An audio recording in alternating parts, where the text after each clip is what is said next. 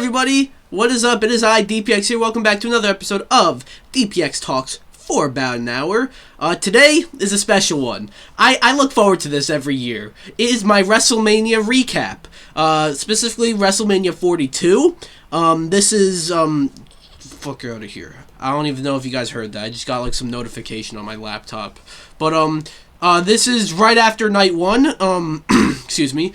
This is the next morning, so I had some time to process and literally sleep after night one.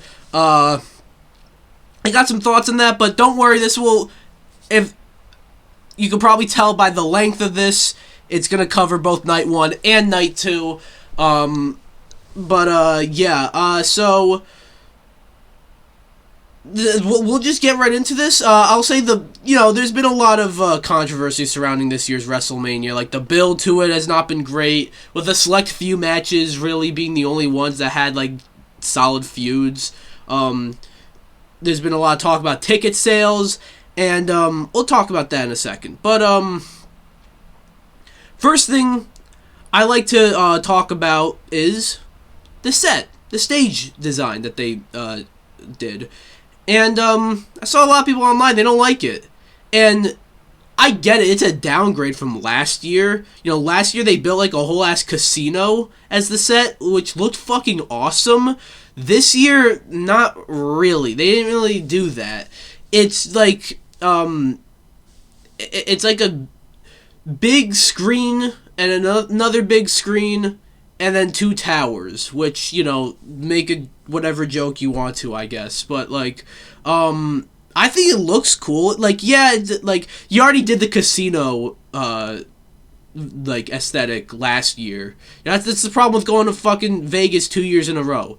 But, they already did the casino aesthetic last year, so, I mean, they don't want to do that again. And also, there's a little, like, contrast in graphics and aesthetics, because some of the graphics, you'll see, like, if you're watching the YouTube version, you'll see a bunch of graphics for, like, the matches.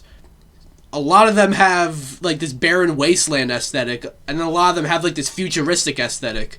I think that kind of becomes an issue when you have to create a set that encompasses that, you know? Maybe, like, night one, it was, like, the barren wasteland aesthetic, and then night two will be, like, the futuristic aesthetic. That's already what it is in the graphics, but maybe in the actual, like, stage, it'll be that. But I didn't mind it. It's definitely, like, a downgrade from last year, and the year before that, and the year before that, but it's better than WrestleMania 35, where they're like, hey, you know those, like, curved monitors? Yeah, let's make a big one. And then that was the set for that year's Mania. So this is definitely better than that. But, yeah, enough about the set. We start off with the GOAT, John Cena. He's the host of WrestleMania. And I will say, I am a little disappointed by, like, his role as the host. First of all, it was, like, obviously, like, oh, low ticket sales. We'll get John Cena to come out of retirement. He's not coming out of retirement, rather. But, like, you know, I don't think this was originally the plan to have him, like, maybe, like, he was gonna, like, make appearances, like, eventually. Like, I knew that was gonna happen. But maybe it was gonna be a bit longer than, 4 months since he retired. But he just came out and was like, hi guys, I'm John Cena, I'm the host, welcome to WrestleMania. As you hear a fucking police siren in the back. I don't know if you can hear that, but yeah, I do. But yeah, so that happened, and he was basically just there to welcome everyone to WrestleMania, and then also later on to announce an attendance record, and, like, it was a nice moment later on, and I'll get to that later. But,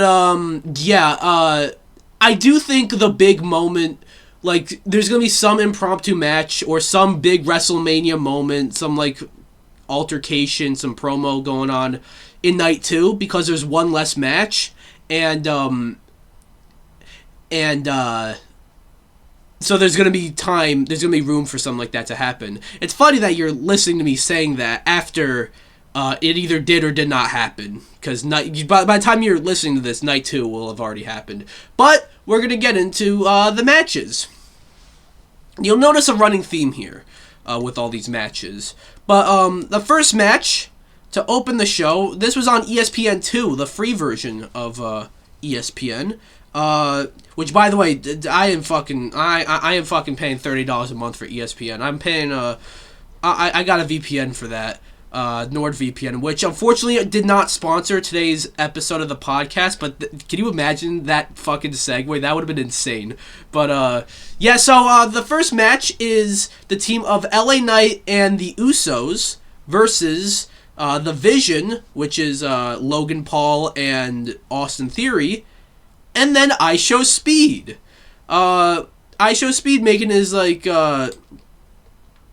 proper like wrestling debut. Like, he was in the Royal Rumble match last year, and he had that one like YouTube video, that like wrestling match with like Randy Orton. But like, I feel like this is his like first proper match, you know.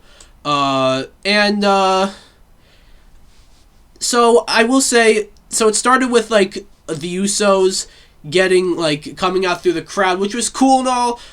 But another entrance theme. Like, the past 3 weeks, they've changed, like, the Usos' entrance themes, like, so many times. It's so weird. You know?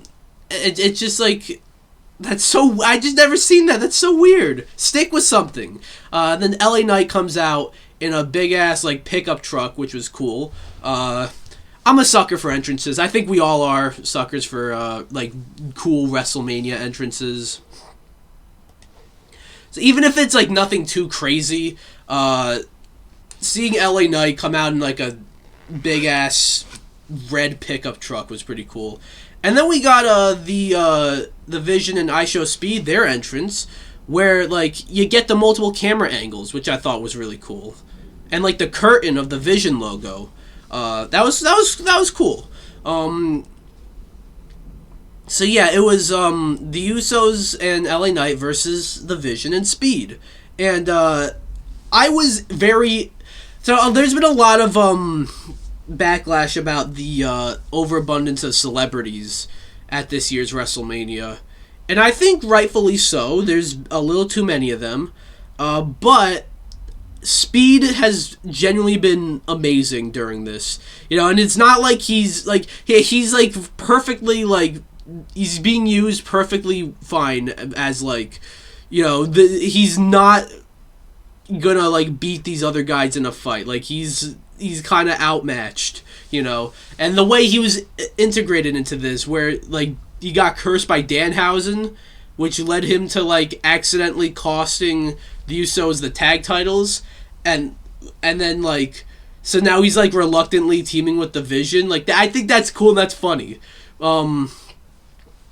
But, as for the match, I'm going to be honest with you. I don't think I remember much that happened here. And it's not like a knock on any of the performers' faults. Mainly because this match went on for, like, 7 minutes? Right? Like, it was... And it's a bit of a running theme that you'll see later. But... there wasn't really a standout moment in this match.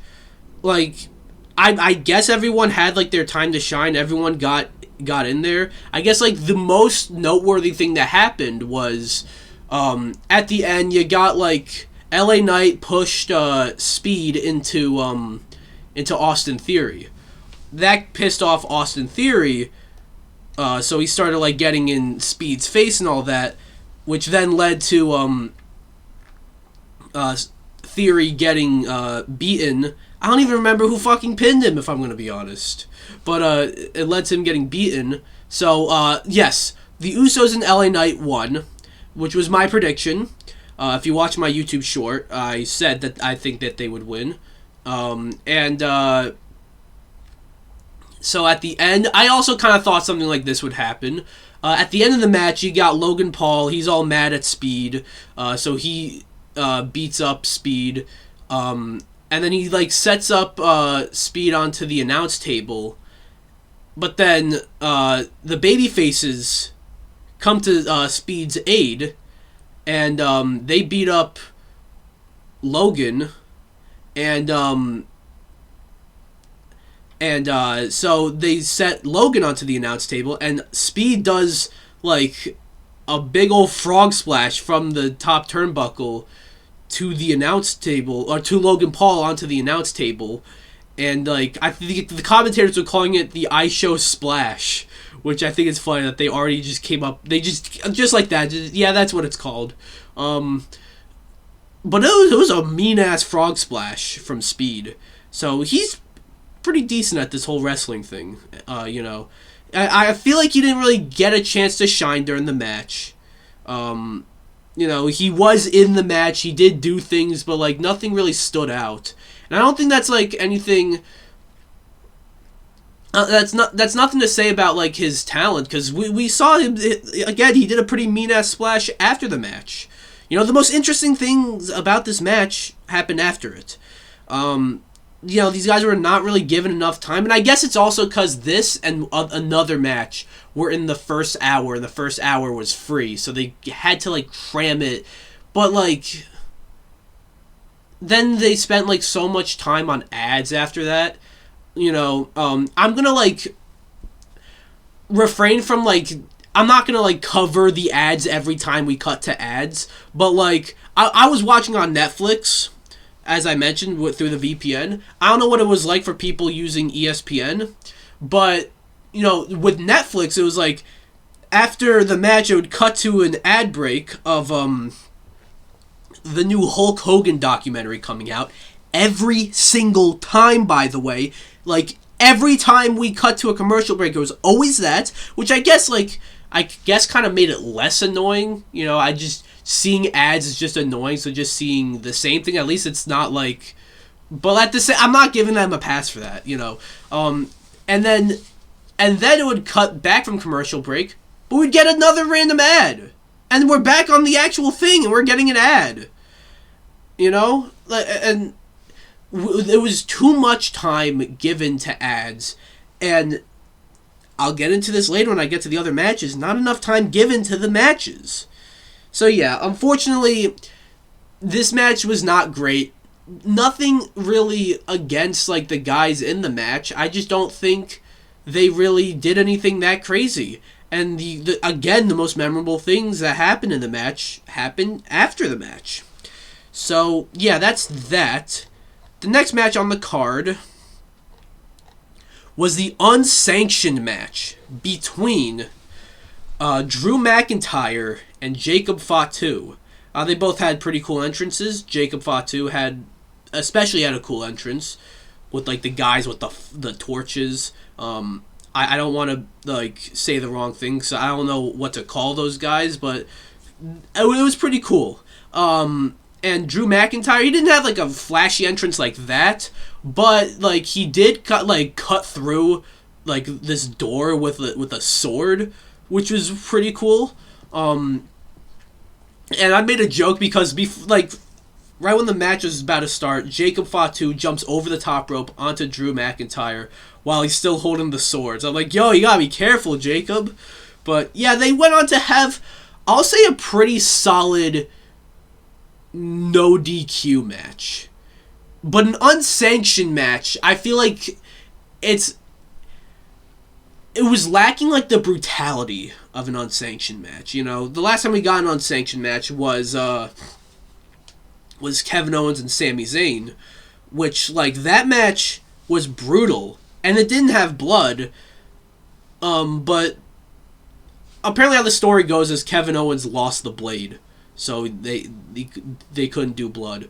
But these two guys had a really solid match, I feel. I'll go over like what I liked about it. They definitely had like it's not like it wasn't filled with weapons, because they had a lot of weapons. I'm kind of looking here on like the website of like the like preview. Like there was a moment where like there's a toolbox.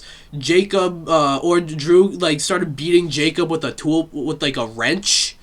There was like moments with like the moment where like Drew, like, threw Jacob from, like, the top turnbuckle onto, like, a table. Like, that actually looked like a brutal-ass table bump. And then Jacob kind of, like, no-sold that and then, like, set Drew onto a different table and did, like, the moonsault and then won. But yeah, I'm kind of getting ahead of myself. Drew McIntyre did another, like, bored at work sort of social media post. This time was a video. I guess it's just a WrestleMania tradition when he does that. It's always great, though. But yeah, I'm just going around. Jacob throws Drew into, like, a chair that's, like, set up into the into the corner. Obviously, we got Drew beating Jacob with the Jesus Christ, trying to, like, embed it into his face. Goddamn, and with the wrench. Oh yeah, Jacob beating Drew with the belt. There were some great moments in this match. I feel like it just needed more time to cook, you know. And it also, like, there were some great moments. If this was just like a no DQ match, like no holds barred, I actually think this would be solid. But like for an unsanctioned match, I kind of just expect a little more, you know. An unsanctioned match, I almost see that as like a Hell in a Cell match without the cell, you know, like. It's supposed to be brutal. It's supposed to be a match where two guys hate each other. Just maybe not. Maybe it doesn't quite. It's not quite at the level where it needs the Hell in a Cell stipulation, but it's at the level where these two guys need to like rip each other apart. You know, and I didn't feel that during this match. Like I felt that during the build. But I didn't feel that during the match. You know. But yeah, Jacob won by hitting a moonsault onto Drew through the Slim Jim table. Yeah, Jacob, he wins the match, and I feel like I haven't heard anybody else comment on this, but I thought the camera work throughout the entire night was very questionable, and I first noticed that when Jacob won, where it cut to like 9 different shots in like the span of a minute, you know, like it was so bizarre what they were doing there. So yeah, but Jacob won, and what's next for him? Well, first of all, I think this was the right call. You know, rumor has it Drew McIntyre's leaving. He's taking time off. He'll be back, of course, but he's taking time off to film Highlander. So yeah, I think Jacob winning was the right call. Plus, he's the one who is the up and comer, and I think like you could tell these guys they had a point to prove. They were almost like pissed off because. Drew McIntyre was undisputed champion, and then they put it on Cody to do Cody versus Randy, and the rumor had it that Jacob was going to be involved in that match, right? So these two guys were supposed to be in the world title picture at WrestleMania, and now they were like, you know, thrown out of it. So you can tell they wanted to prove a point, and I think they did. I just don't think they were given enough time, and I don't think they were, I don't think they served the unsanctioned match stipulation well. But it was a solid match, and I really hope Jacob, wins a world title within the next year, because I think he deserves it. So yeah, that's that match, and then we get onto ESPN, or the actual paid part of the show. Didn't make a difference for me though, where it is the women's Fatal 4-Way tag match. First of all, I want to say thank God it's an actual Fatal 4-Way tag match and not some bullshit where the teams have to tag each other in. That's so stupid. I hated that. You know. But the match here was or scheduled to be the champions, the Irresistible Forces, which is Nia Jackson, Lash Legend, versus Charlotte Flair and Alexa Bliss, versus Bayley and Lyra Valkyria, versus the Bella Twins. That's what it was supposed to be. Turned out, though, Nikki Bella was injured, and they were kind of like not, they hadn't like made changes to the match for like the longest time, and then like it turned out, yeah, she's injured and she can't compete, which opened the door for a return. And I knew something special was happening because the Bellas came out after the champions did. You know, normally the champions come out last. And turns out it's a returning Paige. You know, it's great to see Paige back because she, you know, she was kind of like one of the first like big stars of the women's division. Not quite that, but like when they started to actually take the women seriously, she was like one of the first that they were taken seriously. And then like, but she kept getting like marred by injuries and you know, leading her into an early retirement, and then she left WWE, went to AEW, had a decent run there, then left AEW. Now she's back in WWE, which is really cool. It's good to see that Paige is back. I do have like an issue that like they did that. From what it sounded like, they were planning on Io Sky versus Asuka, but that was in question because of Nikki Bella's injury, and they were going to replace the Kabuki Warriors, or put the Kabuki Warriors in place for the Bellas, right? And they found a workaround to not to still have Brie Bella in the match and also have a returning Paige. You still could have had Io and Asuka on night 2. I don't understand why you couldn't do that. You know, that's just so stupid to me. And honestly, like, that's like honestly a travesty that Io Sky, who like won the best match of last year's WrestleMania and was probably came out the most over star, like it came out of WrestleMania more over than probably anyone else on the roster, doesn't have a match at WrestleMania. That is baffling to me. But okay, now about this match. Here's the thing. I like, kind of like the first match, the 6-man tag. I don't have much to say here because you have 8 women here that don't get a lot of time. This was like, what, 8 minutes? 8 minutes for this match. Or something like that. If it's not 8 minutes, it's like 9 minutes or 7 minutes, or it's like something in that range. It's ridiculous. And I think that all these teams did, like, earned it, you know? I think the women's tag division is like the hottest and the freshest it's been, you know? And I felt like, you know, I was almost thinking this should have been like a TLC match. Like, that's how much I think they earned this spot. And I am, like, more excited for the ladder match that we are getting on night 2, as opposed to, like, a hypothetical, like, TLC match with these teams. Sure. But, like, they didn't get a lot of time. Like, I can't recall anything that anybody did, you know, except for Paige. Where, like, the match... I do want to say, okay... Well, I'll talk about the match first. I don't want to get sidetracked. It's my fucking ADHD. But when Paige got in, like the match was like mainly leading to like the hot tag for Paige.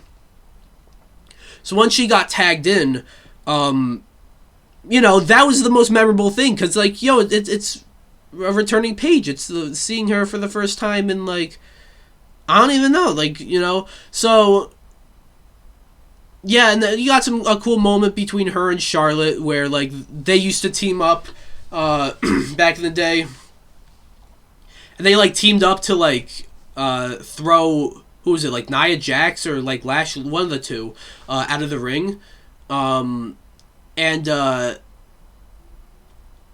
like, it was a cool moment. And then Paige got the win, pinning, I think it was Alexa Bliss. And, yeah, again, it's great to see Paige back. You know, she really deserves this moment. I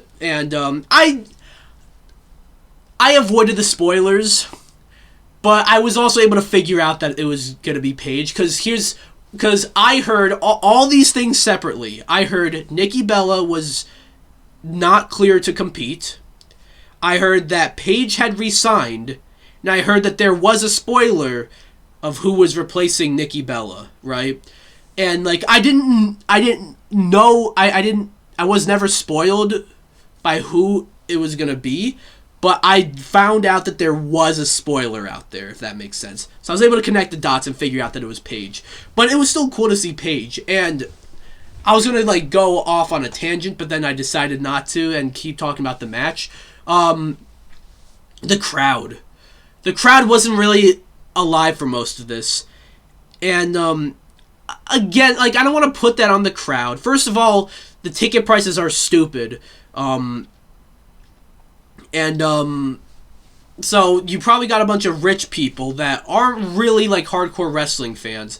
But even if you have hardcore wrestling fans, it could be draining to get like 30 minutes in between matches of just ads. You know what I mean? So, yeah. But the crowd woke up for Paige. Like the crowd did her justice, which I liked. And they were pretty hot for. They weren't really hot for this match necessarily, but they were hot for Paige. You know, they were hot for like her hot tag. And yeah, pretty cool. I don't know if this is a team that's gonna last too awfully long. And probably when Nikki Bella gets cleared, it'll create some tension. I think that potential storyline is interesting. But yeah, the match though, nothing too crazy because I can't really recall much that happened, you know? But yeah, that's that. The next match was AJ Lee versus Becky Lynch for the Intercontinental title, the Women's Intercontinental title. Now, first off, I want to say this match needed a stipulation. It needed, like, Falls Count Anywhere or, like, Last Woman Standing or something like that. But, maybe that would have prompted WWE to give these two more than fucking 8 minutes. But, yeah. But before we get into the match, like, they both had pretty cool entrances. Becky Lynch came out to a performance from the Wonder Years, which is the band that does her theme song, which unfortunately was very clearly lip-syncing and very off-sync. Like, the lead singer, you can tell, like, the lyrics kind of caught him off guard. And it looked like... It did not look natural, which sucks, because otherwise, like... Well, whenever you got, like, the band of, like, a wrestler's theme song performing their song, like, I think that's sick. You know? So, this was cool, but... Yeah. And then AJ Lee had a pretty cool entrance with a bunch of, like, little girls skipping. Like, that was adorable. All dressed as her as well. And, yeah, no, that was nice. So, AJ Lee and Becky Lynch... Yeah, I thought this match needed a stipulation. At least the build of it would have benefited from a stipulation, because this feud's been going on since September, and these two have, this is only their second singles match, but they've had they've been in other like match settings where they fought each other, and AJ has won every single time. So. So this match was given 8 minutes, which is, like, a travesty that these two, like, future Hall of Famers, you know, basically Hall of Famers at this, like, if you were to, like, induct either of these two in the Hall of Fame now, like, I mean, it would be a little strange because they're both still active members of the roster, but, like, I don't think you'd get too many people complaining, because they are really good, and, like, this was seen as a dream match at one point. Like, it still kind of is, but, like, it's, you know, we've seen it a lot now, so it doesn't, so it has a different meaning of a dream match. But, still, 8 minutes for these two is, like, unacceptable, you know? But even with 8 minutes, you can tell these two really, like, tried to pack in and cook with as much as they could in that 8 minutes. Yeah, no, they so I had to pause it again, but they packed a lot in the 8 minutes they got. You also got the stuff like with the referee Jessica Carr, which I think the idea of Becky feuding with the referee I think is funny. But you got the moment where AJ is like knocked out and the referee is attending Becky or attending fucking what's her name, AJ, and then Becky's trying to take off the turnbuckle, but then Jessica Carr sees that, and then they get in each other's faces. Like I like that and all. Eventually though, you get the moment where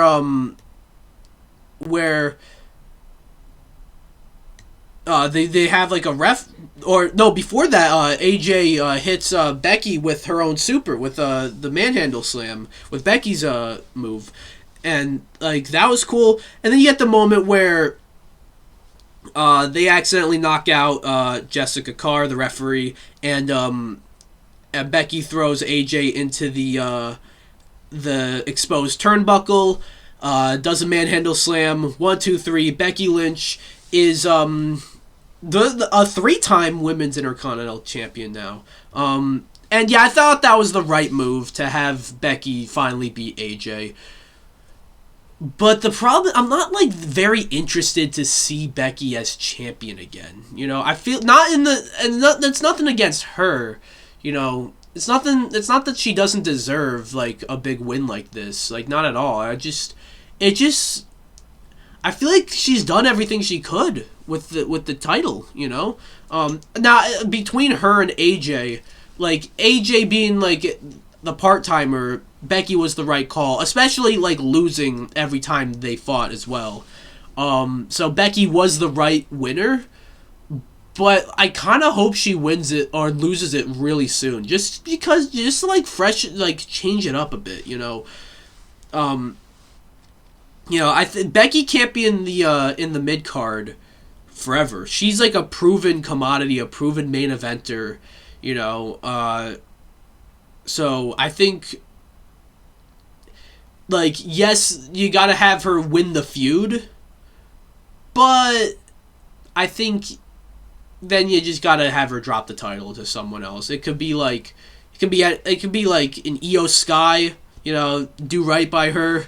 It could be like a debuting JC Jane from some of the rumors are saying she's getting called up soon. I don't know, but I think you gotta. I don't think you should like run Becky as champion for too long, you know. But the thing is here, again, this was a blow off to a feud that's been going on since September, since AJ Lee came back. Why did you give this 8 minutes? Give it like a little bit more. I'm gonna sound like I'm repeating, but just about every single match on night one was hampered by some arbitrary time limit that they had. It was ridiculous. So I will say in these 8 minutes, Becky and AJ had a solid match, but the fact I heard this somewhere, and I checked it, and it is true. Becky and AJ at Elimination Chamber had almost twice as long, almost twice as much time as they did here at WrestleMania. What is this? What's going on?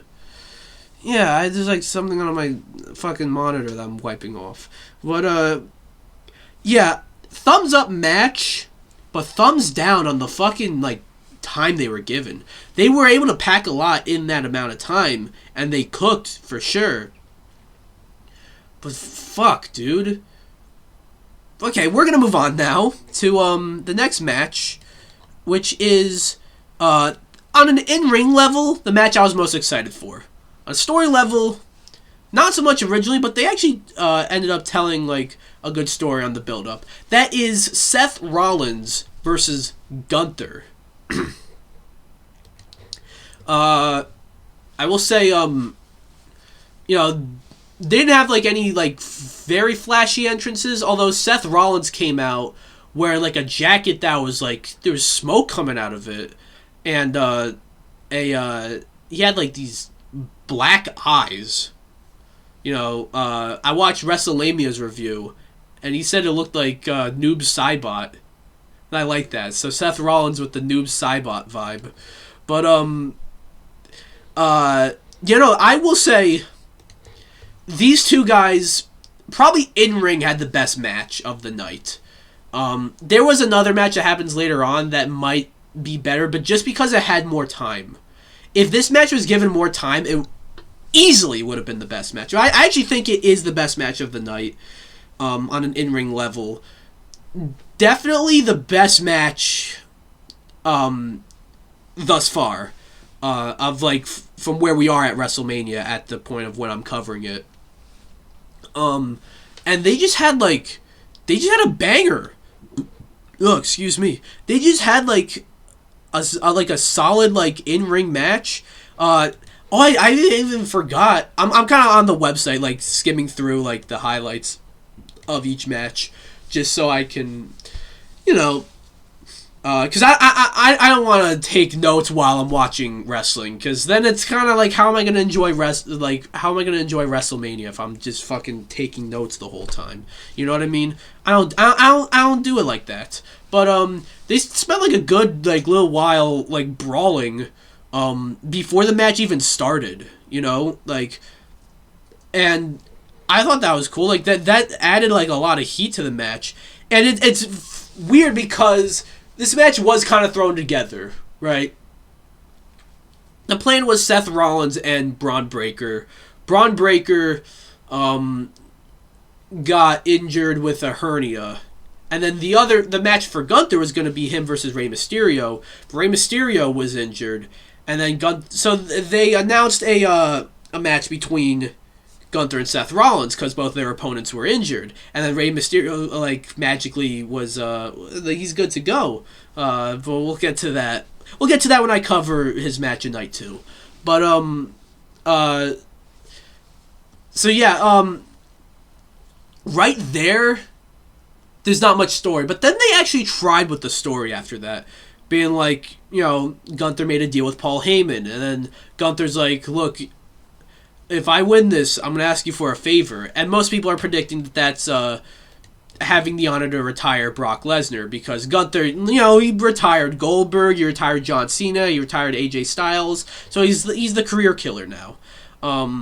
So we get, like, a pretty solid match between Gunther and Seth, and I will say, despite the fact that it was given not that much time, it actually was given more time than I think. Like, at this point in the night, it was the longest match of the night. I could be wrong. I believe this was like 14 minutes, and I think like Jacob and Drew was like 13 or something like that. I don't know. Like, this one is one of only like 3 matches that actually went over 10 minutes, which is ridiculous that like there's only 3 matches that went over 10 minutes. But fuck, I'm getting all worked up because of how little time each of these matches got. You know, you're getting some cool stuff like Gunther putting Seth to sleep, but like, you know, Seth comes out, Gunther about to go off the top rope, but then Seth goes in and makes it like like the suplex and then the Falcon Arrow. Like, these two cooked. And then Seth even trying to put Gunther to sleep. You know, which is funny because when Jey Uso did that to him last year at WrestleMania, Gunther tapped, but like when Seth Rollins does it, like, he can't tap. They had a solid match.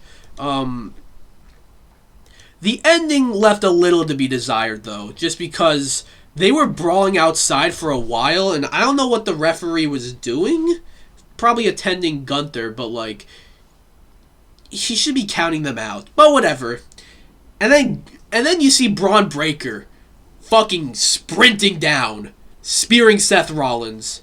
And then both Gunther and Seth... Oh, I forgot to... The referee was attending Gunther because Seth put Gunther through.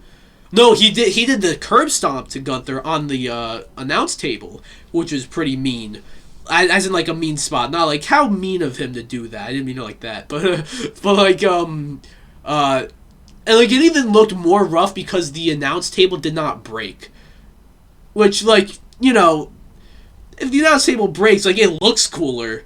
But, like, it's actually safer because that, like, kind of breaks your fall, you know. If it doesn't break, you're just slamming your face onto, like, a hard surface. You know what I mean? So, that probably hurt more. So, it looked more rough. Yeah, so Seth was outside of the ring. Braun Breaker runs in, gives Seth a spear, and then Seth and Gunther go back into the ring, and Gunther puts Seth to sleep, and Seth fades out. He fades away. I guess it's kind of strange that John Cena tapped out to Gunther, but everyone else, like, fades out. I guess the thing is, maybe WWE, they have a little PTSD from the reaction to John Cena tapping out. Maybe they don't want to have... Maybe they don't want to do that. They don't want to relive that, you know what I mean? But, you know, very, very solid match. Best match of the night. Probably, like, thus far, and of the next two matches as well. I just wish I had more time. Like, they were putting on a genuine classic. And I think it could have been, like, it could have hit that next level if they gave it more time. And then after the match, Gunther celebrates. And then Seth Rollins, he's just, like, you know, beaten and battered and all that. And then, like, walking away. And then you see Braun Breaker sprinting back down the ramp, giving Seth Rollins an insane spear. Right? Excuse me. And then Braun Breaker, he runs back, or doesn't run, he just walks back up to the top of the entrance ramp. And then he reunites with Paul Heyman. So, yeah, Braun Breaker's back. I will say, this did sort of make Gunther feel like a bit of an afterthought. It really did sort of cement the fact that, like, they did this because Gunther, they didn't want to leave him off the card. Like, that actually would have been, like, inexcusable if they left out the guy who retired John Cena. If they left him out of the WrestleMania card. Like, that would have been inexcusable. So they did, they threw him on there, and they gave him a win, which I think was the right call. You know, Seth was at a spot where he shouldn't have been losing, at least not cleanly, because he is also, like, just returning. But I think Gunther should just be on a tear after, like, retiring 3 legends within the span of, like, less than a year. He should be on a tear, and he should not be losing. Like, he should not be getting pinned, submitted, anything like that. So yeah, Gunther wins. And what's next? For both these guys, Gunther's probably gonna, like, just fuck around on the main roster, I guess, until it's time for SummerSlam, and he's gonna face Brock Lesnar for his retirement match. And then Seth is probably gonna feud with Braun Breaker for a bit. So that's what's happening. Very good match. Wish they gave him more time. And then the next match we got is for the Women's World Champion, Stephanie Vaquer, defending against the Women's Royal Rumble winner, Liv Morgan. Now, we get... these two both got really cool entrances. Liv Morgan just premiered her new, like, music video, her new theme song that she made herself. So she didn't get Def Rebelled. I saw a comment on the upload of the theme song that said Liv Morgan Def Rebelled herself, which I think is funny. But like, I think it's cool. I think it's a good theme song. And basically, like, the dancers from the music video were there dancing, like, doing the same exact dance number as the one from the music video now at WrestleMania, which was really cool. And then they did, like, the thing where like, you know, they ripped off Liv Morgan's clothes to reveal her, like, ring gear, which was pretty cool. Yeah, they gave Liv Morgan, like, a true, like, WrestleMania entrance, and it made her look like an absolute star. And then Stephanie Vaquer, she didn't get, like, a giant, like, she didn't get, like, the red carpet or anything like that, but a bunch of, like, rose petals came out, which made her look like a star. And I will say, so it annoyed me that you didn't give a whole lot of time to the women's Fatal 4-Way tag match. Because there's fucking 8 women in that match, and they barely got any time. It annoyed me that you didn't give much time to AJ and Becky for having 2 women at the caliber of them in a feud that had been going on for a while, and this was their blow-off. It annoyed me that you didn't give a whole lot of time to Seth and Gunther when they were putting on a classic. Even though they did get more time than most, they still could have benefited from more. But this one pissed me off the most, because this is a women's world championship match. This is the Royal Rumble winner facing her, like, champion. And it was 9 minutes! What are we doing here? 9 minutes for this. It was ridiculous. That's so stupid. 9 minutes for, like, the women's world championship match, with the women's Royal Rumble winner, and, like, I think that is frankly inexcusable. Like, it really is. So yeah, that fucking happened. But in those 9 minutes, again, kind of like AJ and Becky, they really tried to do a lot with those 9 minutes. And I think they succeeded. They put on a really good match. A really good match. They put on, like, a solid, like, 20-minute match in 9 minutes, if that makes sense. And, like, I can't, like, fault any of the competitors here, because they had really decent chemistry, but, like, it just felt like they needed more time. They need more time. You know, I think, sorry, I'm, like, there's cool moments where, like, you know, you got the, you got the Devil's Kiss, which, first time we're seeing that at a WrestleMania, and then Liv Morgan even did the Devil's Kiss. You had, Stephanie Vaquer doing Liv Morgan's finisher in the Oblivion, which is, I think that's probably one of the coolest names for a finisher. And yeah, just, like, you got some cool moments in this match, but then, like, Roxanne and Raquel came out to, like, distract Stephanie. And when I saw that, I'm like, no, it's too early, it's too early. And then Stephanie kicked out of, like, whatever happened, of the, I think Liv Morgan hit an Oblivion after that, right? So I'm like, yeah, it's way too early for the match to end. Then the match fucking ended, like, a few minutes later, you know? It felt like, it just, it could have been way better. Like, Stephanie Vaquer was, she was, like, getting ready to do, like, the corkscrew, but then Raquel threw her off the top turnbuckle, and then Liv Morgan hits the Oblivion, and then she wins. So, great to see Liv Morgan win. She was always, like, the bridesmaid, never the bride. She finally wins the Royal Rumble after coming up short, like, after being the runner-up, like, multiple years in a row. And then she gets her WrestleMania moment. You know, I was thinking, like, is Liv Morgan actually the right person to win? Because Stephanie Vaquer's the newer star. But I feel like you can't tell the story of, like, Liv Morgan always being the bridesmaid, never the bride, and then having her lose, you know. It's just, like, give her her moment.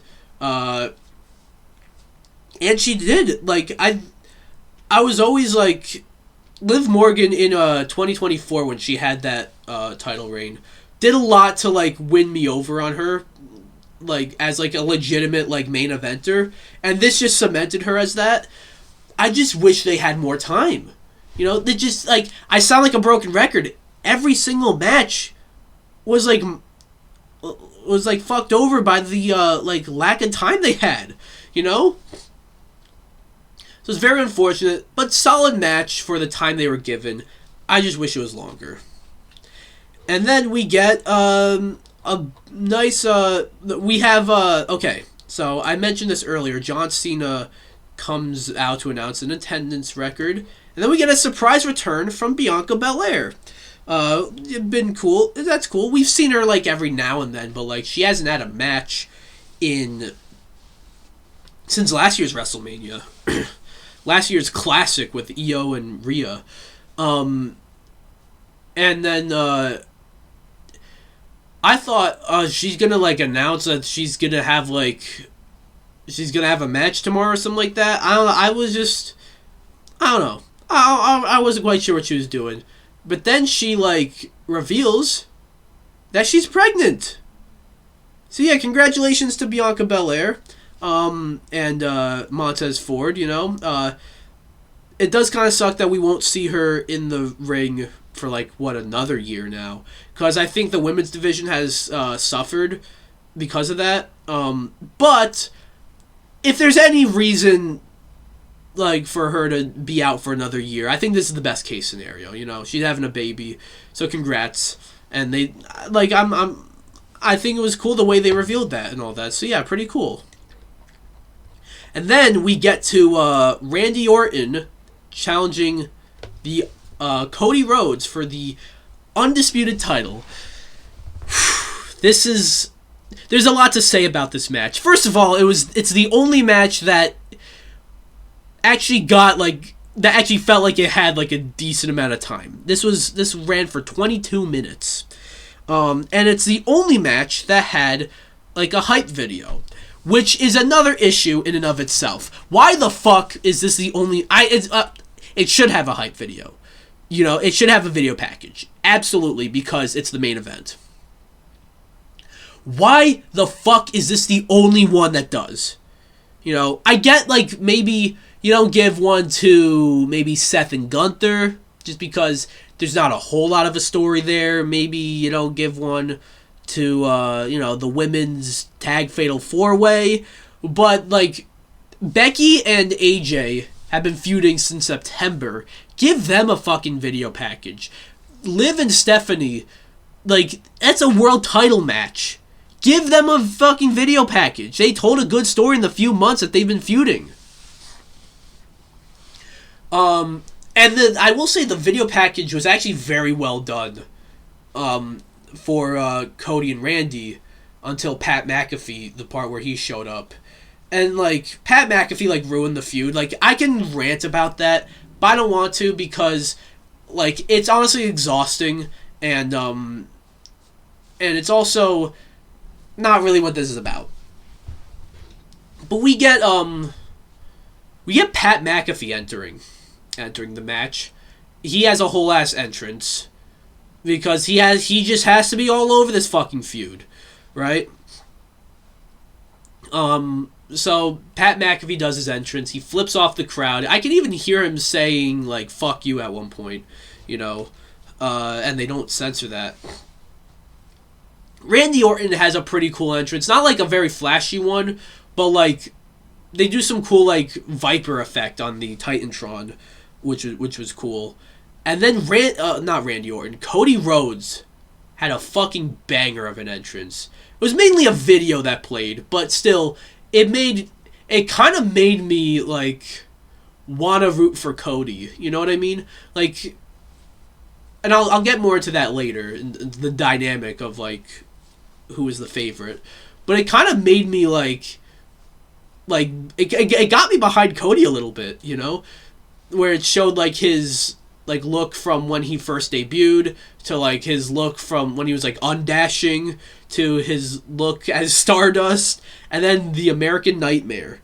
And then he came out with like all those attires like in their like on mannequins in like their like glass cases. So yeah, that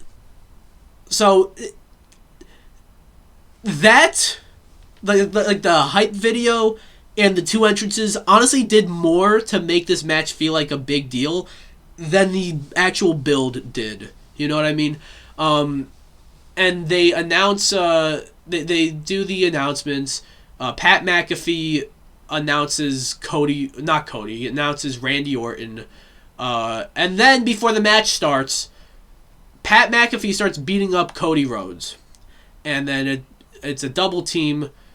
But then eventually Cody gets the better of the two of them and is beating the shit out of Pat McAfee. Who Pat McAfee has like the most heat out of anybody. And I read somewhere saying like, oh, he doesn't have go away heat. And I think you're right. He doesn't have go away heat. I think he's got something worse than go away heat. I think Pat McAfee actually created a new type of heel heat. He has like, this is genuinely awful heat. You know? But we were seeing him getting his comeuppance. Cody was beating up McAfee. He threw him on the announce table. And then Jelly Roll, the country singer, who I also neglected to mention was also part of this fucking build. He fucking does like a splash from one announce table to the next onto Pat McAfee. And then yells to Cody, go make this the one-on-one everyone wanted to see. Which is like, that is like the most babyface thing to do, is to like take Pat McAfee out of the match completely. Which didn't entirely work because we see what happens later. But, yeah, so then, and as for fellow, I'm not fellow wrestling YouTuber, I'm not really a wrestling YouTuber, but Santi Zap, shout out to Santi Zap. If you want more daily wrestling content, go subscribe to him. He's pretty epic. I'll give you this one, Santi. You don't have to oil up for this one because this was not off the top rope. He made a deal actually with Jelly Roll that if Jelly does a anything off the top rope, Santi has to oil up. This was not off the top rope, so Santi, you get a pass here. But yeah. Then we got a match. And they had a really solid match. And I feel like part of that was because they were given a good amount of time. They were given 22 minutes. I don't actually know if that counts the pre-match angle. But I feel like they did not rush through their match. They didn't like, it didn't drag. They went through it at the pace they should have gone. And these two have really good chemistry. They had a solid match at King. It wasn't King of the. That's what it was for. But at Night of Champions, they had a really solid match there. So, they had a really solid match here, and it was even better because Pat McAfee wasn't really in the equation. Jelly Roll wasn't really in the equation. But here's the interesting thing. The crowd was very much into Randy and booing Cody. That's kind of what this build was like. They were booing Cody throughout the whole thing, except for when Pat McAfee was there, and then it kind of turned Cody into the babyface for a bit. But when it's just Cody and Randy, Cody got booed. And it's not, I don't think it's a testament to Cody. I think it's more just like, they don't want to boo Randy. Randy's at a point in his career where he's not going to get booed. No matter how dastardly they make him, right? But then, so that's one thing. But the other thing is, they had Cody act pretty heelish. Like, he was trying to steal some of Orton's moves. Orton stole one of Cody's moves, the Crossroads. And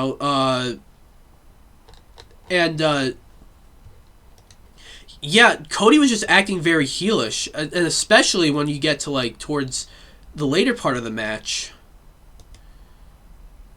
Oh yeah, the other part, I'm skimming through like the highlights of the match. These two were bleeding. They bled during this match, which is like, I'm kind of surprised by that. Eventually though, Cody pokes Orton in the eyes, which again, very heelish move to do. And you know, Orton's like blinded and all that, and then without realizing, he RKO's the referee. And it's like, oh shit, I just RKO'd the referee. So then you get like you get a moment where I think this is when that happened, if I'm thinking of the right thing.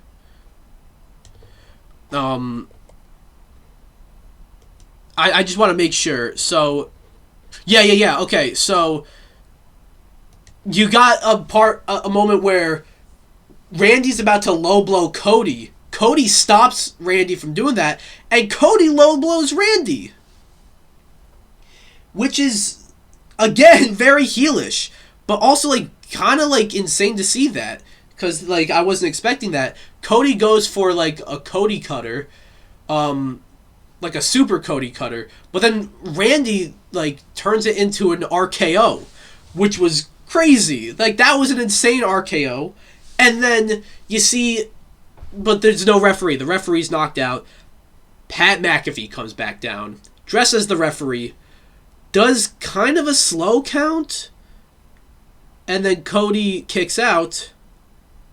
Randy Orton RKO's Pat McAfee. So it's so weird. Your babyface is doing a bunch of heelish things, and your heel just did the most babyface thing. Like RKOing Pat McAfee was like the most babyface thing anyone in this match could have done. In fact, no, more so specifically Randy Orton, because that means that Pat McAfee is not aligned with Randy Orton anymore, right? So then, but Cody takes advantage of that sort of distraction, gives Randy Orton a crossroads. The ref wakes up. 1, 2, 3. Cody Rhodes has retained the undisputed title. Not what I expected. But I will say, Cody, when you think about it, like all his like Mania main events, he won one, and that was against Roman Reigns at Mania 40, which I guess you can say like that kind of makes up for all the times he lost. But you look at his WrestleMania track record since returning to WWE, and it's not really that great. So, you know, another like Mania main event where he loses, you know, I guess maybe they just wanted to give him the win. And I can't even get upset that like they didn't give the win to Randy, because of what happened afterwards, which I think was a very interesting way to end WrestleMania, at least night one of WrestleMania, where they have Orton steal the title from Cody as he's celebrating, hit him with the title, and then hit him with an RKO, and then hit him with the punt kick, which we have not seen him do that in a long time, and that's like probably the most protected move in all of wrestling, because like you get hit with a punt kick, you're like written off of television for like a minute, you know what I mean?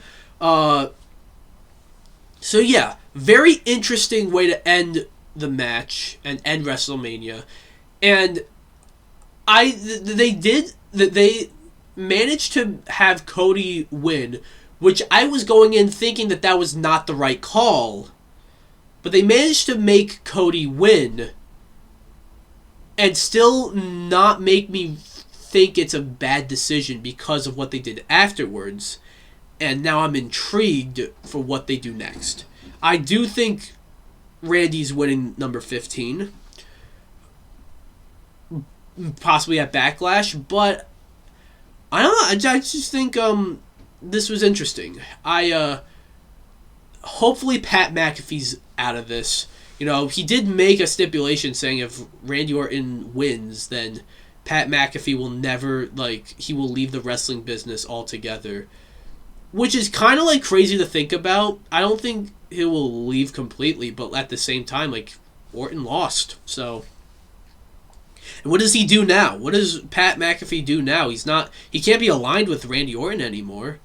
But, now, if they continue this feud, now it should be about Randy Orton and Cody Rhodes and their 20 years of history. That's what it should be about. That's what it always should have been about. And instead, it became about Jelly Roll and Pat McAfee. So, it seems like this feud finally got started after WrestleMania. Which, I'm happy about that. But it is disappointing that they couldn't go in that direction leading into their biggest show of the year. But as for the match I thought was actually really solid. And I think in ring, Seth and Gunther was still probably the best match. But I think this match was more of a spectacle. It had more spectacle in it. It was, and it obviously felt bigger. And it felt like the build didn't do this match justice. This was a really solid match that deserved a much better build. And maybe we'll see where it goes. So that's my opinion on night one, or all the matches on night one. Overall, not a terrible night of WrestleMania, but what the fuck is going on with these match lengths? Like, what are you guys doing? Why is the Hulk Hogan documentary, commercial taking up so much time? You know, I think I read somewhere that there was 12 minutes more of, matches. Total minutes of matches. You count up the total minutes of matches versus the total minutes of commercials and ads.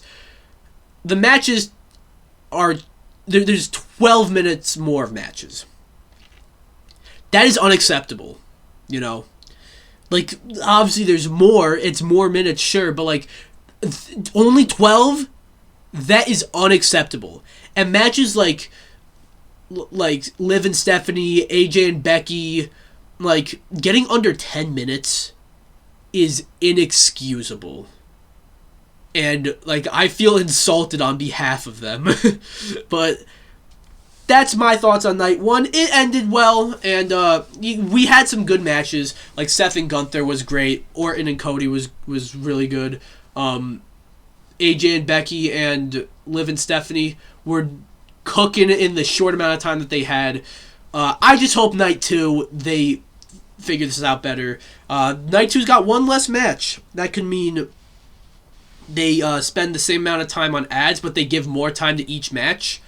Or they just give the same amount of time to each match as they did for night one, and they give more time to ads. I hope it's the former.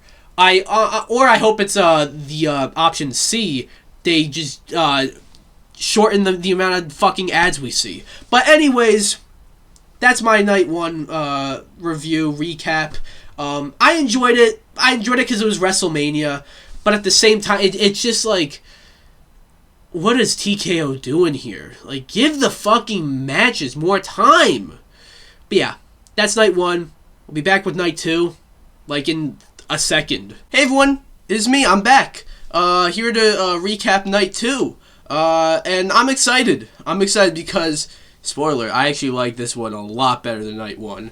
But let's get into this. I'm gonna get straight into this. We start off with John Cena. You know, he does the whole welcome to WrestleMania night two.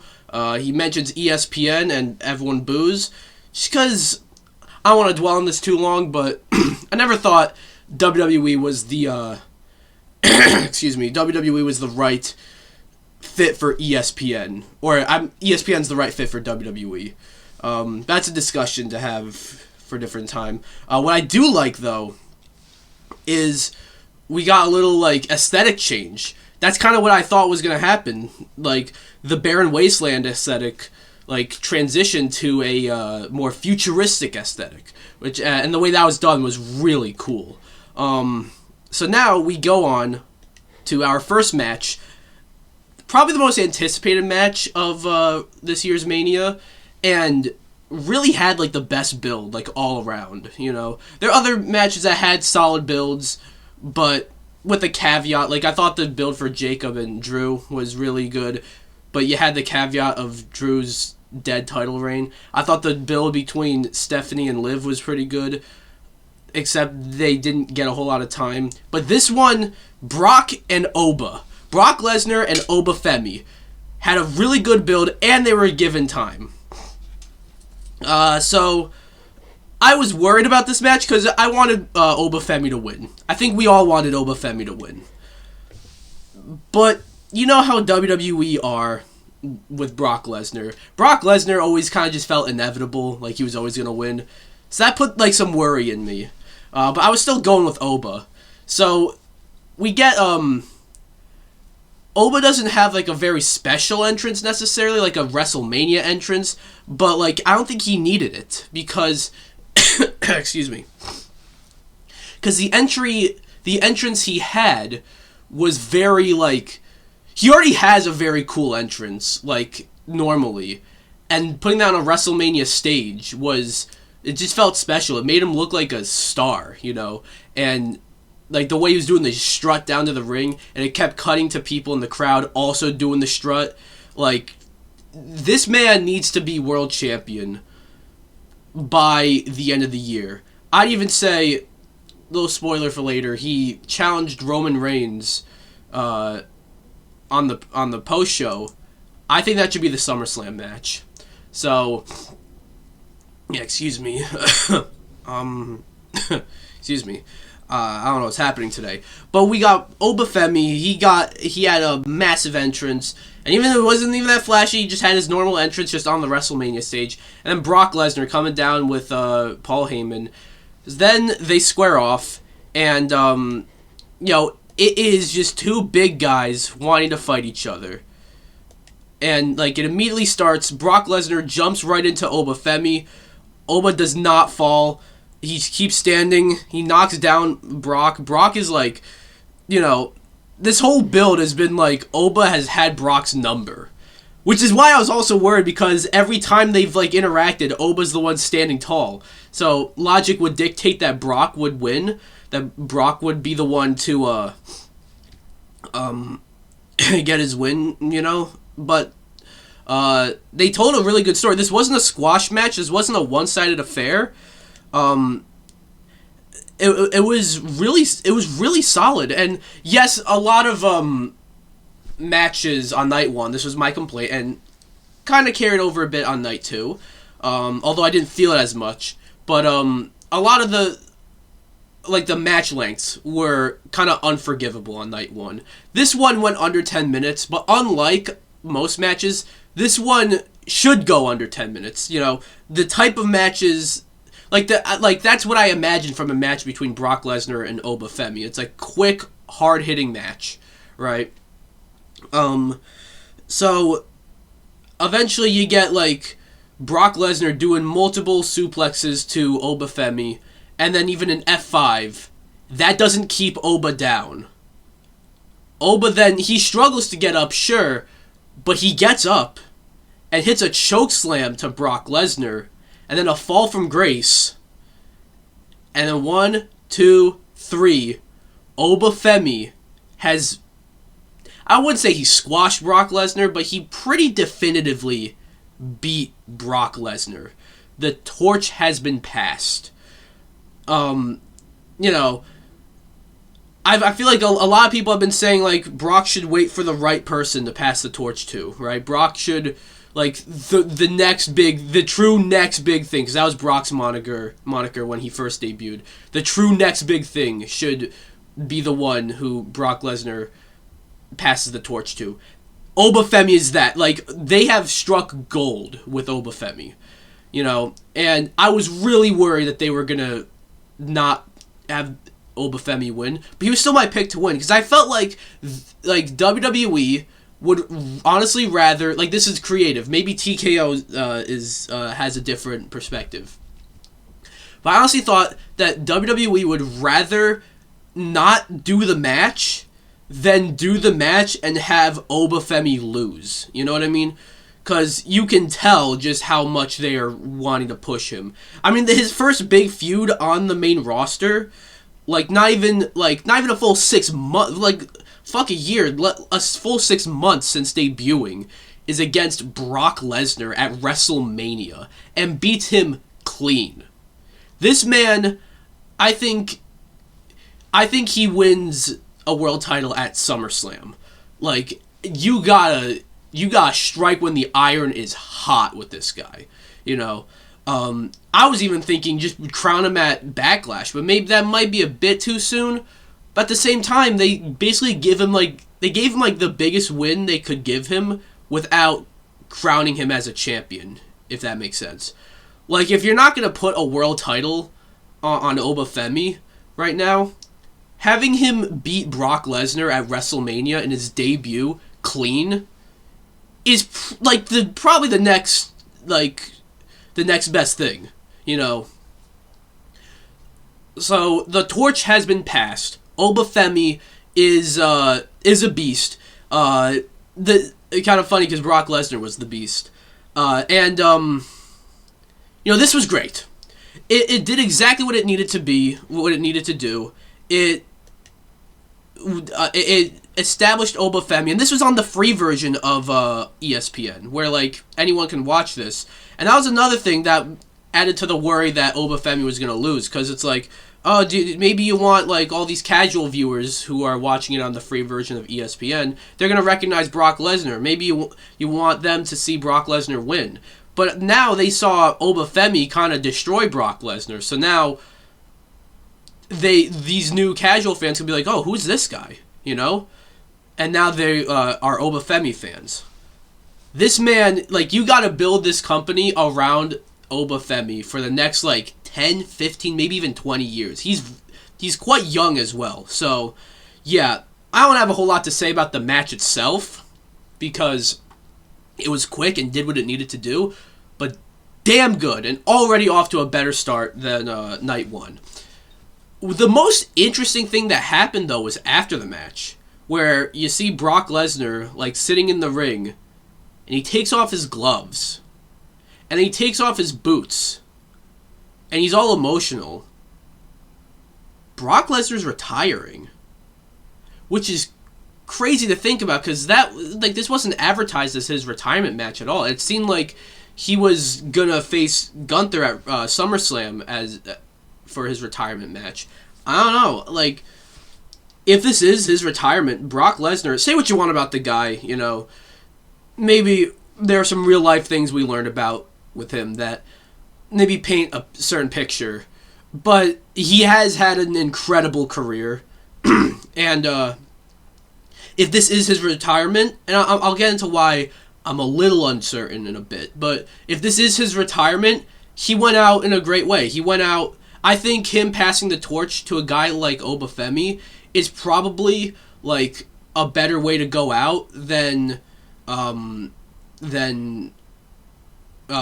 facing Gunther, you know, and Gunther just retires another guy, right? The thing I've seen a rumor, or not even a rumor, it's just a theory thrown around, is what if Brock Lesnar comes out on Raw, announces his retirement, and then Gunther comes out saying, no, I'm facing you, I'm gonna retire you, or whatever, right? That could happen. But first of all, I think you kind of rob us of that moment that we had at Mania, where it was genuinely a really well done retirement moment, and then I don't know how I feel about that. I think this was a good way for Brock to go out, and plus many people noted he threw up the X sign, which was supposed to signal to to the people in the back, like, this is legit. Kind of weird, like, they didn't advertise this as his final match. They didn't, like, it didn't seem like that, and it seemed like commentary, for example, did not seem like they really were aware that this was his retirement. I don't know. Maybe this is his retirement. If it is, again, great way for Brock to go out. And he had a hell of a career. And yeah, so that's that match. Now moving on to the next match, which was fucking amazing. It was the 5-way ladder match between, or for the Intercontinental title, Penta defending his title against Rey Mysterio, Javon Evans, Dragon Lee, JD McDonagh, and Rusev. Now, I just want to say this match is amazing. But before we get into, like, my, just everything that the match did right, huge thumbs down for, like, for JD McDonagh, Dragon Lee, and Rusev getting jobber entrances at WrestleMania. Like, that's stupid. Half the people in the match, like, didn't even really get to have a WrestleMania entrance. Like, that is, like, they had ads playing when they entered, and when we cut back from ads, like, I think it was, like, JD McDonagh's music that was playing, and, him, Dragon Lee, and Rusev were already in the ring. That, I think, is unacceptable, you know? I didn't think either of these three guys were gonna win, so I wasn't too invested in them, necessarily, but, like, give them their WrestleMania entrance, you know what I mean? But after that, we get a cool little entrance from Rey Mysterio. He doesn't have a very flashy one, but he does come out from like a trap door, which was cool. Javon Evans, he also didn't really have a very, like, special entrance, but it was cool to see his WrestleMania entrance at his age, no less. Dude's younger than me. And then Penta, he had a pretty cool entrance, dressed as Shao Kahn from Mortal Kombat, and this match was sponsored by the Mortal Kombat 2 movie, because of course it was, but he looked cool. And then, so the 6 of them go on to have a ladder match, and it is quite something. These guys went insane. Like, you got, like, I'm kind of skimming through the match. You got moments like a Spanish fly from JD McDonagh to Dragon Lee off the top of the ladder, which was, like, brutal looking. You got the part where, like, Rey Mysterio, like, jumped over, who was it, Penta, onto Rusev, and then went through the broken ladder, or, like, broke through a ladder with that. Like, that was gnarly. It's so funny. I saw, like, a post on online that said, like, that said, like, wow, everyone from our childhood is retiring, meanwhile Rey Mysterio, and it showed that, like, of Rey Mysterio going flying into the fucking ladder. Like, god damn. Penta hit, like, a Canadian destroyer, like, off the, like, over the ladder onto, like, another ladder set, like, sideways into the ladder. Like, this was a brutal, hard-hitting, high-flying ladder match, you know? And it was just amazing. Like, I'm happy these guys got to cook. This match did not feel rushed. They had time. And yeah, you also got the moment where Javon Evans hits his cutter, like, from the ladder. Like, actual insane moments all throughout. Rey Mysterio hit a 619 onto, I think it was Dragon Lee, who was, like, with the ladder in between. I keep saying ladder, but there's a lot of ladders in this match because it's a ladder match. But, yeah, no, very, very, very solid match here. I'm looking at the part where Javon Evans fucking did the OG cutter to Rusev. Like, god damn. And then, eventually Penta goes up to the ladder and wins and retains the Intercontinental title. I thought that was probably the right move. I would have actually been okay with excuse me. I actually would have been okay with any of them winning. I kind of wanted to see Javon Evans win just because that would have been like such a cool moment to see him like at his young age in his first WrestleMania win the Intercontinental title. But I think Penta winning was the right call. Javon Evans is young enough to where you can have him like win down the line. You can even have him win later this year and be like the youngest champion. Like, you can do something like that. Penta, I feel like, has not done... He hasn't held the title for too long. So I think there's more he can do with it. And I think there's more... Yeah, I think him retaining was the right call, ultimately. But props to everyone in this match. They all, like, stole the show. Like, Night 2 is already, like, dwarfing Night 1. In terms of, like, just everything, you know? Like, all these two matches are getting enough time as well. Yeah. Fantastic match. And, yeah, I if this was on the free version, so again, if you're, like, a casual wrestling fan, you know, watching, or you're just watching wrestling for the first time and you find it on ESPN for free, it's like, and you see this match, like, you know, if I were you, I'm watching, I'm a fan for life, you know what I mean? Like, this match was insane, and, yeah, damn good one.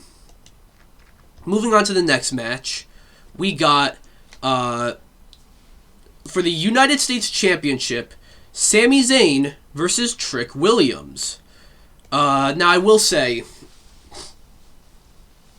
this match had a decent build, had a pretty long build. It was basically being built since, like, it felt like since Trick Williams got caught up to the main roster, which was, like, in January, right? So, it was good. You had a decent build, and then Sami Zayn won the U.S. title. And it kind of fucked over Carmelo Hayes. But they're doing an interesting thing where Sami is, like, kind of turning heel. Like, he's a heel that doesn't realize he's a heel. And Trick Williams is already kind of turning babyface, right? So that's cool, like, a cool thing. Like, Sami Zayn does not need the U.S. title. And I think everyone agreed with that. Sami Zayn, who's usually this very likable guy, is just being booed, like, every time we see him. But I think this is by design. You're not supposed to want to see Sami Zayn as U.S. champion. It just... I feel like... Yeah, they still did Carmelo Hayes dirty. After all the work he did with the U.S. title, they did him real dirty. But... I want to put that aside. We got an entrance from Sami Zayn, which was fairly normal entrance. The only difference here is he got booed like crazy. Like, again, him being a heel that doesn't realize he's a heel is... I think it's working. You know, there's like a pigeon right outside my window. He's just vibing.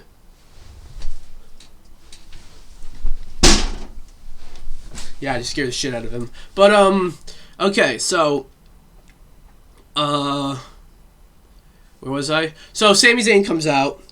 Again, a lot of times, like, this is, quite a few times we've seen the champion come out first, or not come out last, which is strange. You usually, I feel like the champion should usually be coming out last. But we get an entrance from Trick Williams, who's being hyped up by Lil Yachty.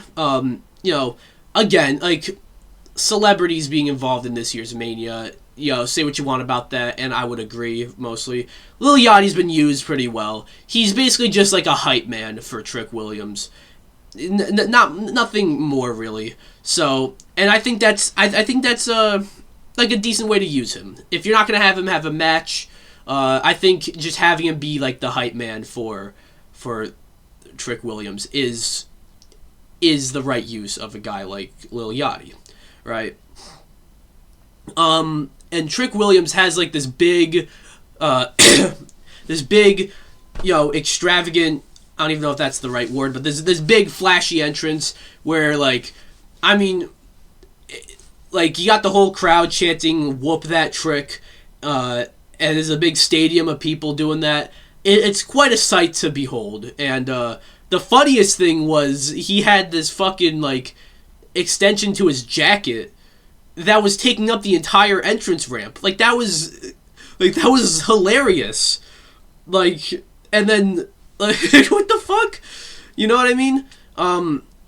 And just like you could tell it might have been a little annoying for him because he kept like looking back to see it. Like I'm sure it's like pretty heavy to like walk around dragging that shit, but like still it was funny. It was a pretty cool thing to see and very funny.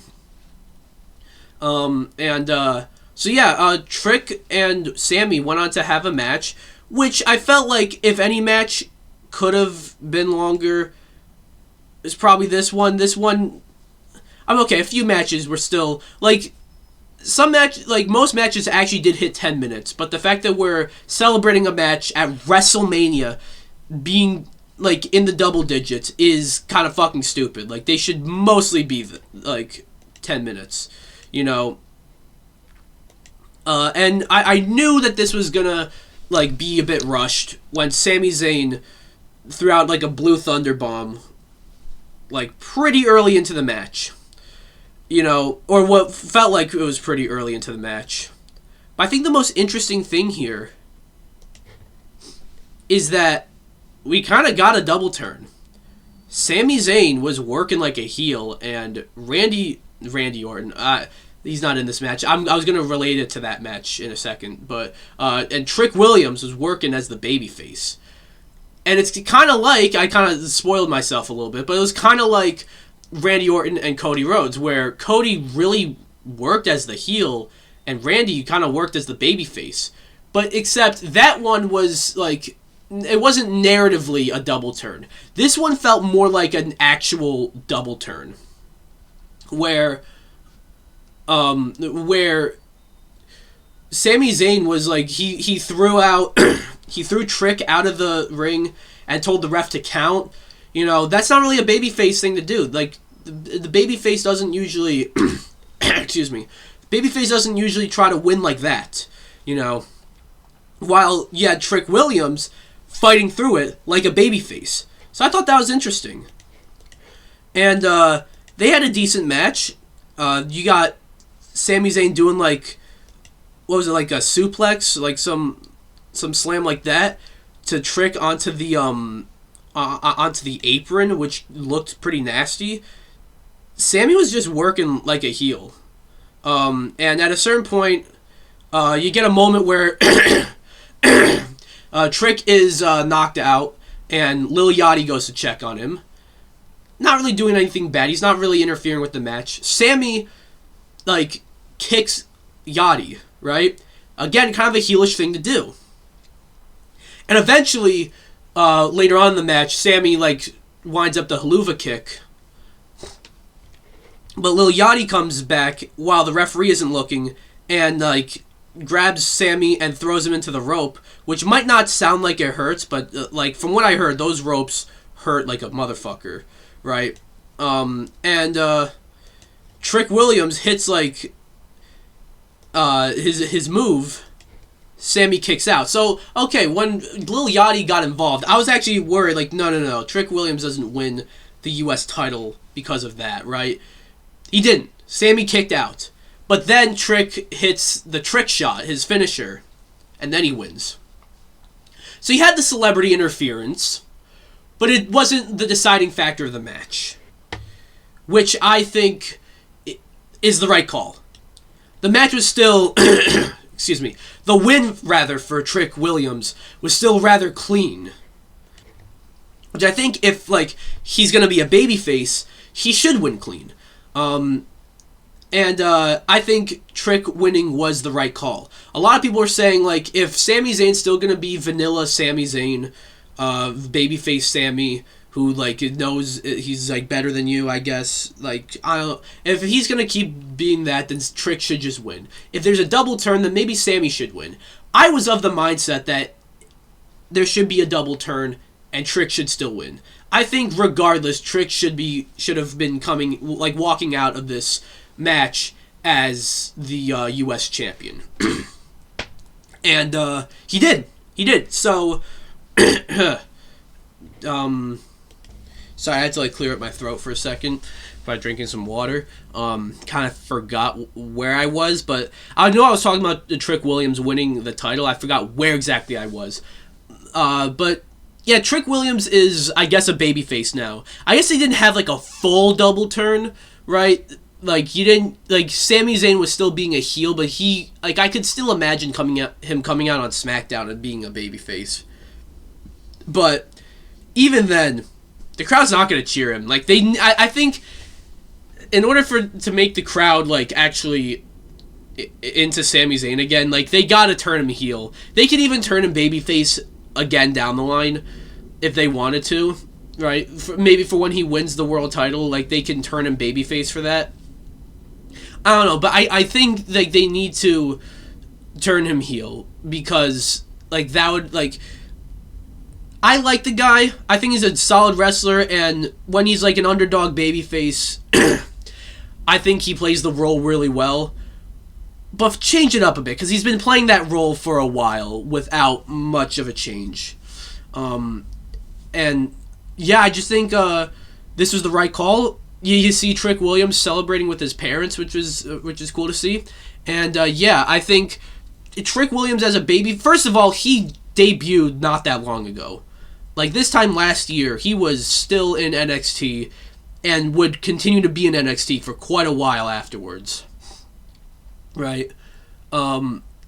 So to see him getting like a push this soon and winning the US title against a guy like Sami Zayn at WrestleMania, like I think that is a big vote of confidence, you know. And like you notice a theme here, like it started with Femi like getting a decisive win over Brock Lesnar. The ladder match didn't really... I mean, Javon Evans was there, and he really, like... He didn't win, but he, like, put on quite a good show. And now you have Trick Williams winning the U.S. title pretty clean against, like... Not a world champion, but, like, you know, a main eventer caliber guy in Sami Zayn. Right? So... I think that like they got good plans for Trick Williams. If he's a babyface, I hope they don't change up his character too much. He just does what he does, except to bad guys now. And yeah, so I feel like this could have maybe benefited from a little bit more time, but very solid match. The next up though is Finn Balor, the Demon Finn Balor, versus Dominic Mysterio in a street fight, which I don't watch the pre-show, but I guess that's when they announced that this was going to be a street fight, because I have been watching Raw like every week leading up to WrestleMania. They did not announce this as a street fight. This was just a normal singles match until... For me, it was a normal singles match until literally the, like the night of, which it was. They announced it was going to be a whatever. So yeah, I will say a few things I want to say about this match before we get into the actual match. I thought that like when they originally ran the angle of Finn Balor getting kicked out of the Judgment Day, I honestly thought on a story level this is probably one of my most anticipated WrestleMania matches. And then they like didn't really follow it up that well. Like, they would not really... Like, it started hot, and then they never really, like, kept it going after that. So that's one thing that made the build of this disappointing. Another thing was... I didn't... The Demon. The Demon, I wish, was a surprise. You know... I get they want to get more ticket sales, but I don't think the Demon Finn Balor was going to lead to more ticket sales, right? But even that, I think I don't think this needed the Demon. Like, I think maybe Vanilla Finn Balor might have needed this win more than the Demon did. But it was really cool to see the Demon back. And we got cool entrances from both of them. They might not have had, like... They went, like, a little over 10 minutes, but, like, not a whole lot. Again, why are we rushing these matches? But Dominic Mysterio had a really cool entrance. You know, he's been saying he's the greatest luchador of all time. So he's had so he comes out in a big ass car with a bunch of little luchadors. Not little, no, they were regular sized luchadors, I guess. I'm thinking of Danhausen's segment where we had all the little people, but we'll get to that later. Yeah, that was cool. And you know, again, it's just nice to see Dominic get an entrance like that. I don't think anything will beat his cop entrance from Mania 39, when he was had the ex-con gimmick. But yeah, no, this was cool to see for Dominic, and then you get the special entrance for Finn Balor. I will say, all these graphics they show on the Tron, it looks cool. But it's kind of lame for, WrestleMania entrances, that's their special entrance. Cool graphics on a Tron and a different intro instead of, a flashy entrance. But you do get Finn Balor as the Demon crawling over to, this heart, and then the music plays, and... You know, it is cool to see the Demon back. And he even has, really cool, body paint, and even, some art on his back saying, you know, he's gonna eat Dominic Mysterio. That was cool. And then he had, you know, the entrance.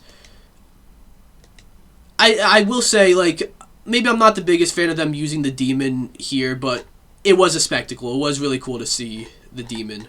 And then they went on to have a street fight. Me and my brother have a running joke, because one time he kept asking, any match that popped up, he kept asking if it was a street fight.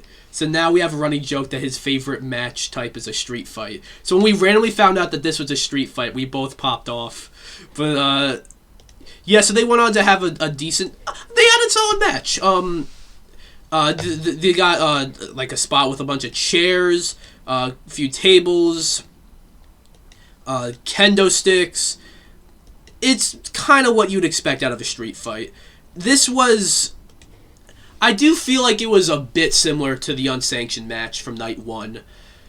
And that's not really anything to say about this match. Really, it's more to say about the unsanctioned match, because that one felt like a street fight. This one also felt like a street fight, so it kind of feels like we got two street fights. But, yeah, they got the spot with the table. I'm skimming through it right now. I'm not showing you it because I can't. At the second I show a clip from WWE, they block the video immediately. But there were a couple table spots in this match, right? Where there's the finishing spot, but then there's the one in the table where.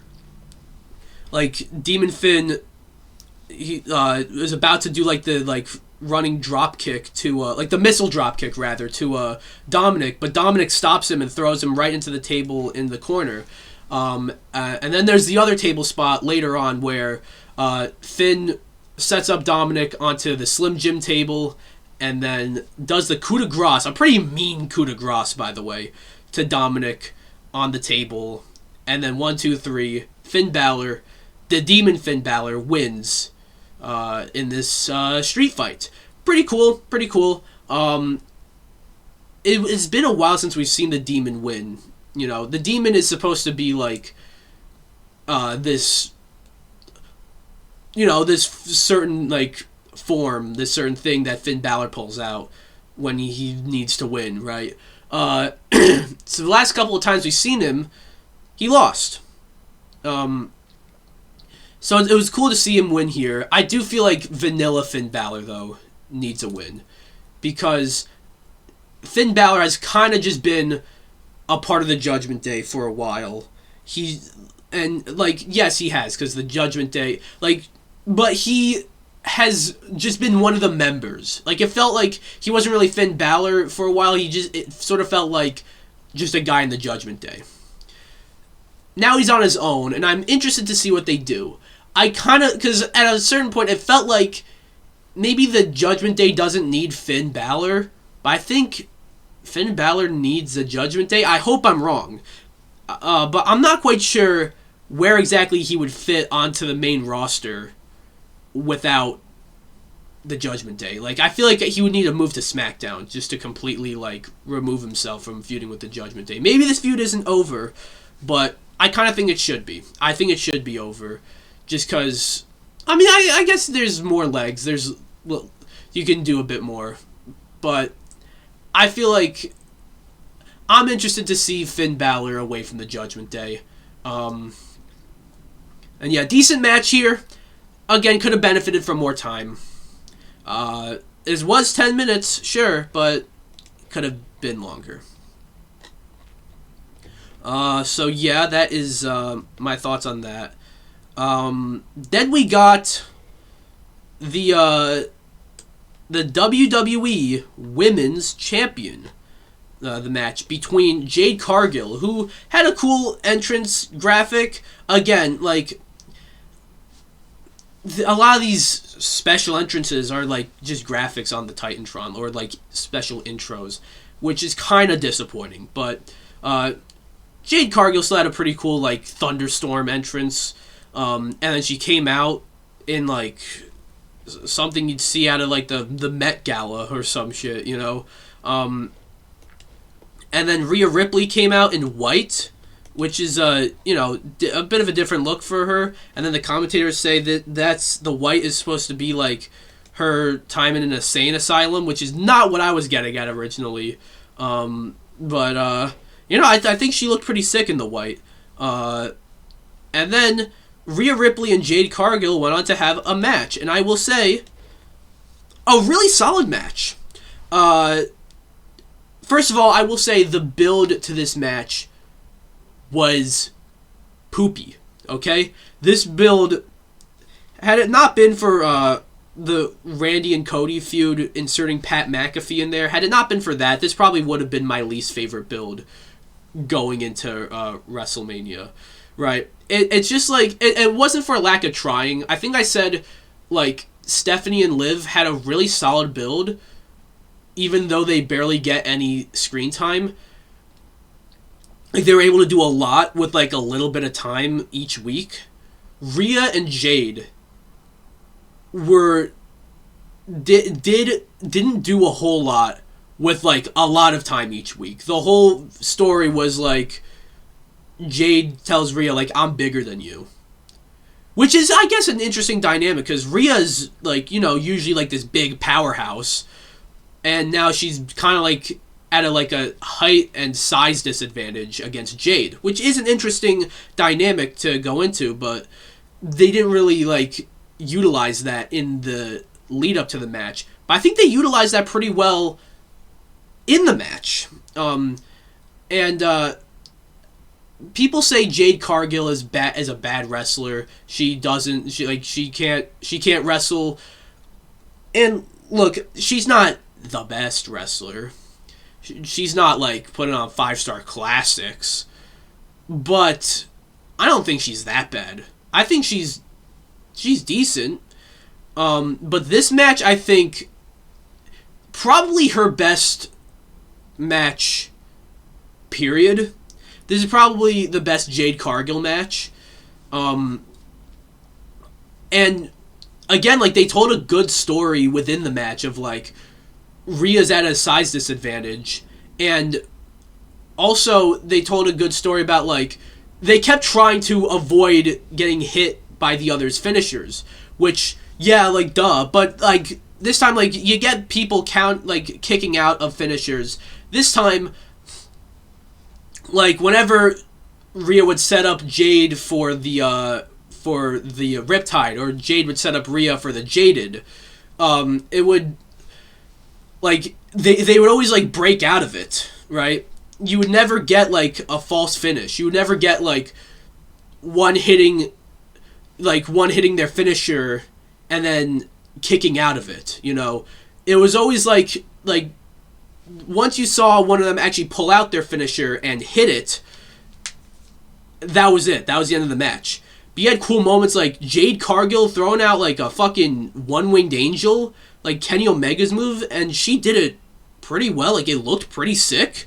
You got another moment where Jade Cargill's lackeys and Michin and B-Fab came out, which I forgot to mention that they're like, if you're watching this long into a WrestleMania review, you probably are aware of like some storylines leading up to WrestleMania, but like, yeah, they kind of teamed up with Jade, which even that was like, I mean, interesting, but then like the promo afterwards was terrible, but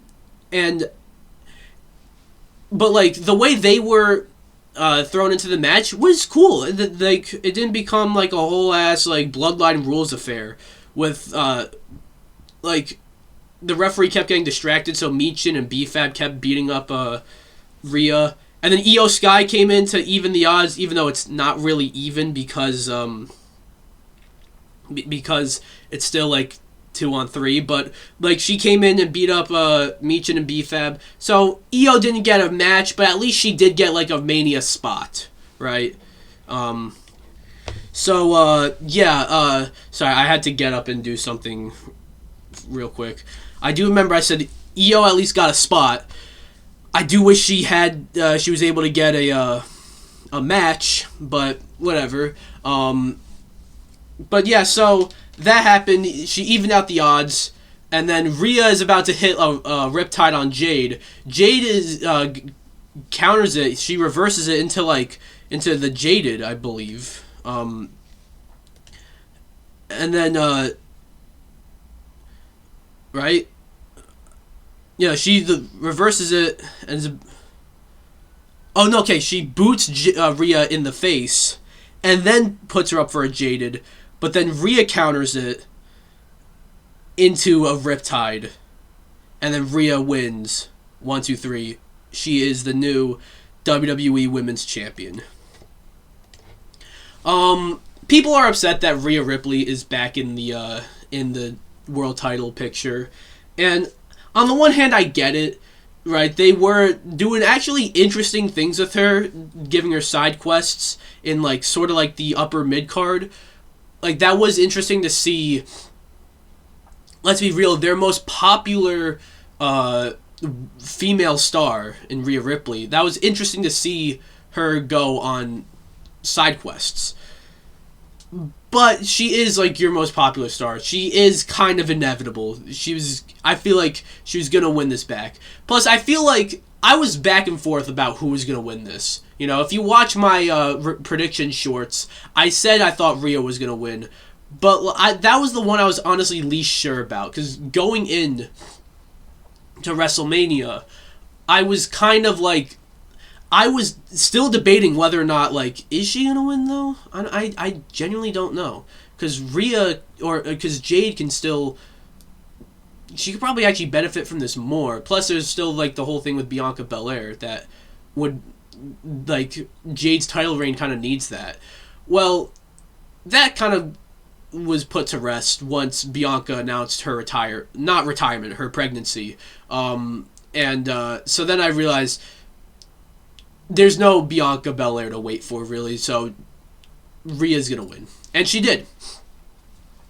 Now, there's been a problem on the SmackDown women's division throughout the past year that, it plagued Tiffany's title reign, it plagued Jade's title reign, that they don't really, there's not a whole lot of them. There's not a whole lot of competitors, a whole lot of potential challengers for the title. And I don't think Rhea winning the title is going to change that too much, right? It does put, like, a big star on SmackDown as the champion, sure, but, like, you need challengers. Rhea needs challengers, and I don't know if she really has a whole lot of them. Maybe Tiffany, but even she's tangled in a feud with Julia, which should have, by the way, had a match at Mania as well. But it's neither here nor there. I thought this was a solid match. Jade Cargill probably put on her best match. I think she proved to, like, at least most people, she could wrestle, you know.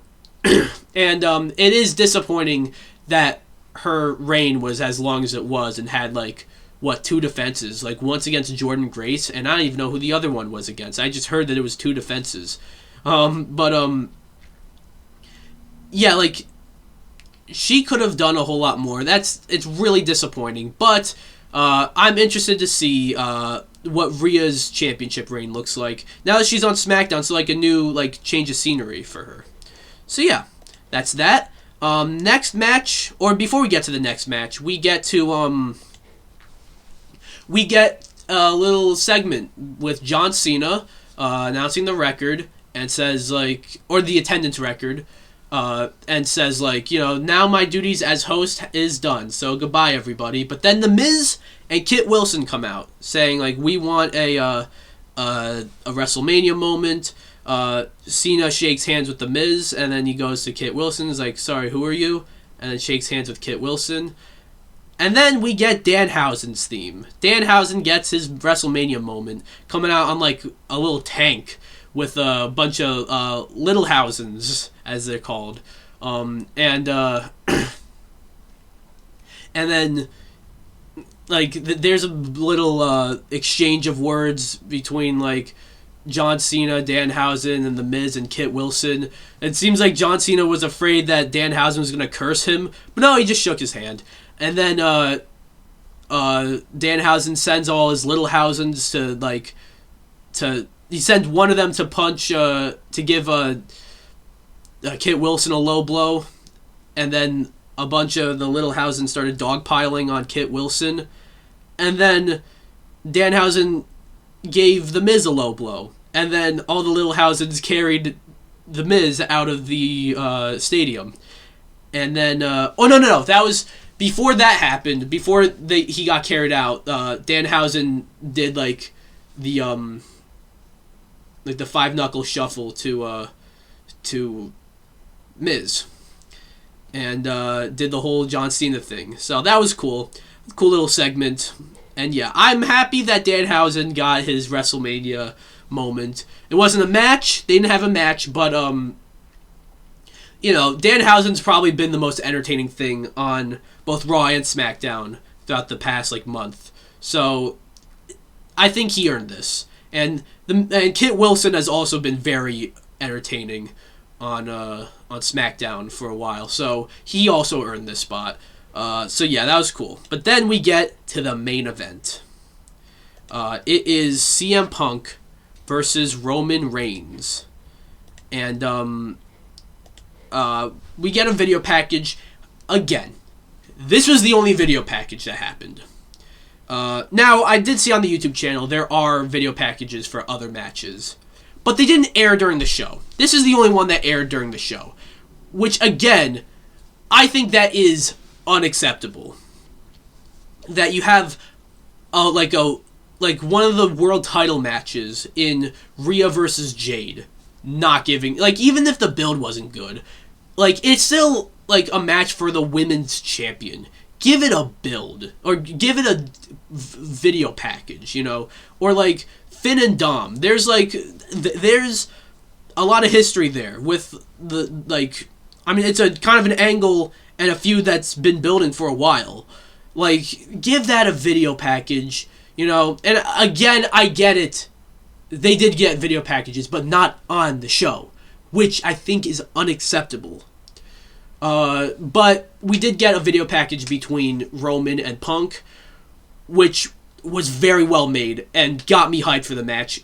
And the match definitely had a big fight feel, right? The build of, like, the story build of the match started off well, kind of simmered out at a certain point, but I think overall it maintained a good chunk of its momentum to where by the time we got to it, it felt like a big fight feel. And the entrances did not disappoint. The entrances also helped with the big fight feel. You get Roman Reigns with a whole ass like choir coming out, making him like, I don't mean to use this term, but the aura levels were off the chart with Roman Reigns. And it's crazy because he's Roman Reigns. He already has a bunch of aura, and he comes out to his old like head of the table theme. You know, instead of like the one with the drums, right? That's quite crazy that we heard that theme. And I did watch the post show, and he came out to his newer theme with the drums. So maybe that him coming out to head of the table was like a one-time thing, but like, wow, like what a cool entrance for Roman Reigns.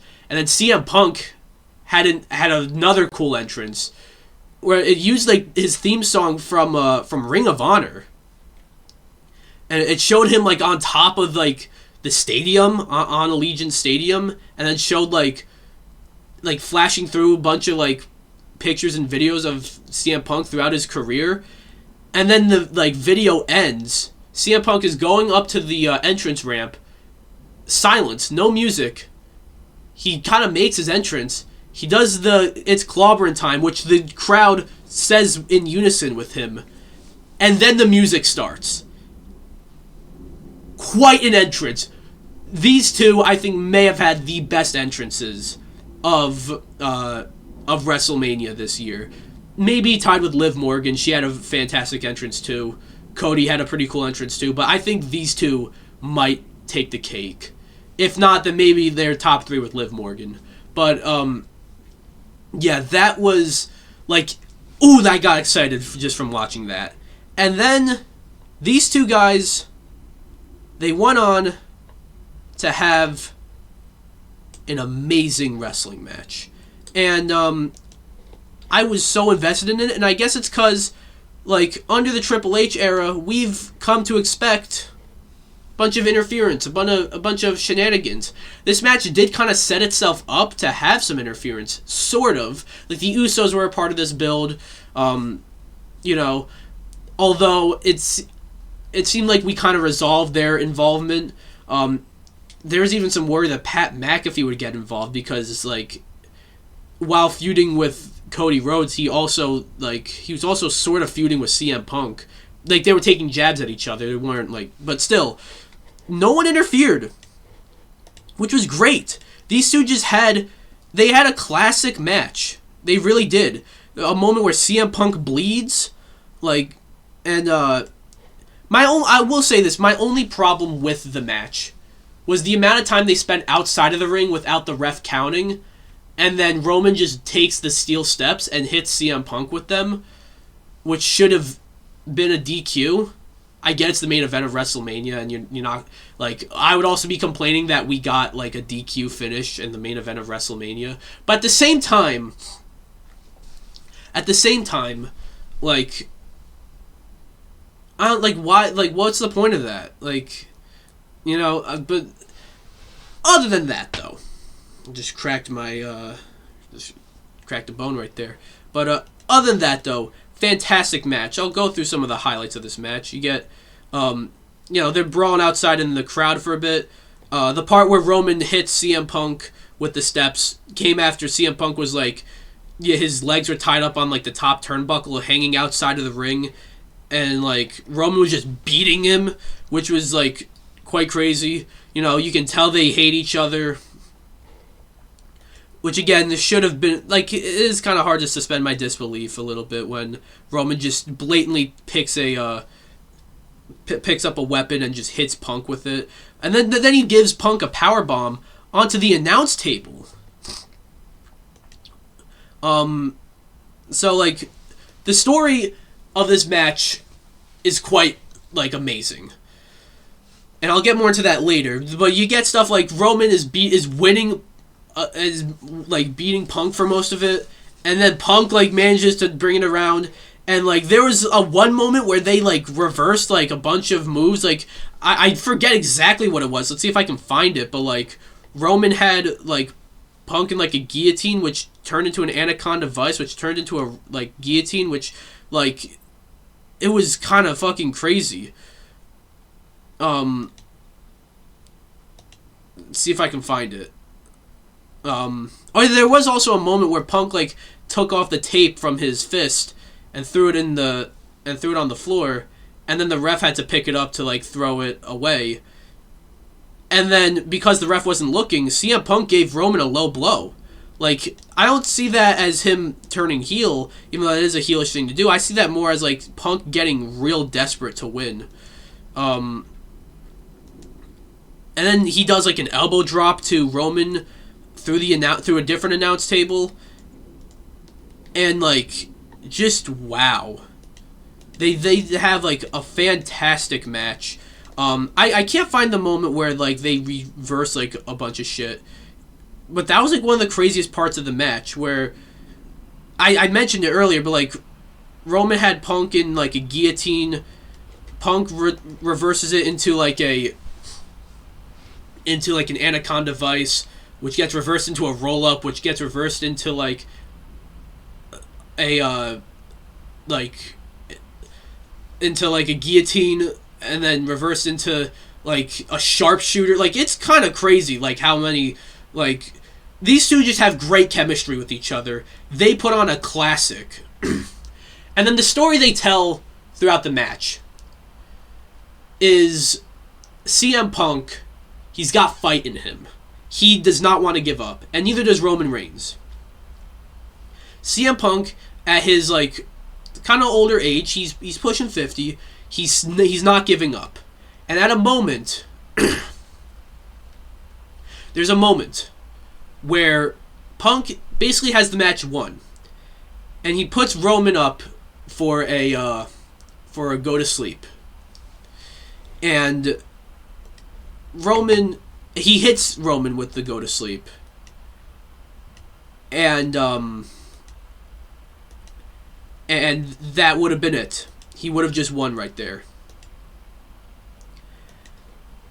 But then he didn't think that was enough, so he puts Roman up again for another go to sleep. But this time he collapses. It's too much. Roman then capitalizes on that and like hits CM Punk with the spear. Punk is out. 1, 2, 3. Roman Reigns is the new World Heavyweight Champion. Roman Reigns and CM Punk both had so much fight in them, but Roman just had a little bit more than Punk. Punk really did not want to give up, but in the end of the day, Roman was like, Punk was, I think the story they're trying to tell, Punk was just a little old, and Roman just had just a bit more fight in him, and he won. This was a fantastic match. A fucking, like, I think an all-time classic. I think it lived up to the expectations. I don't know if it's the greatest WrestleMania main event of all time, where the commentators kept hyping it up as that before we even saw the match. Like, it's pretty annoying when they do stuff like that. But this may have been Roman's best match ever. Like, my favorite, I honestly think, like, if you watch my WrestleMania 40 recap, I was pretty, like, over the moon about the Bloodline Rules match. And even though I've been watching wrestling for a long time, that match might still be, like, one of, if not my favorite match of all time. Just because it's the culmination of everything. But I don't also really see that as, like, a very good Roman Reigns match. I just see that as, like, a spectacle and, like, a big smorgasbord of, like, shenanigans and a big story crescendoing coming to a head. In terms of having, like, a bell-to-bell match, this might be Roman's best match. And I want to say Punk got, like, a really good match out of Roman Reigns, but I think that's selling Roman short, because he is really good.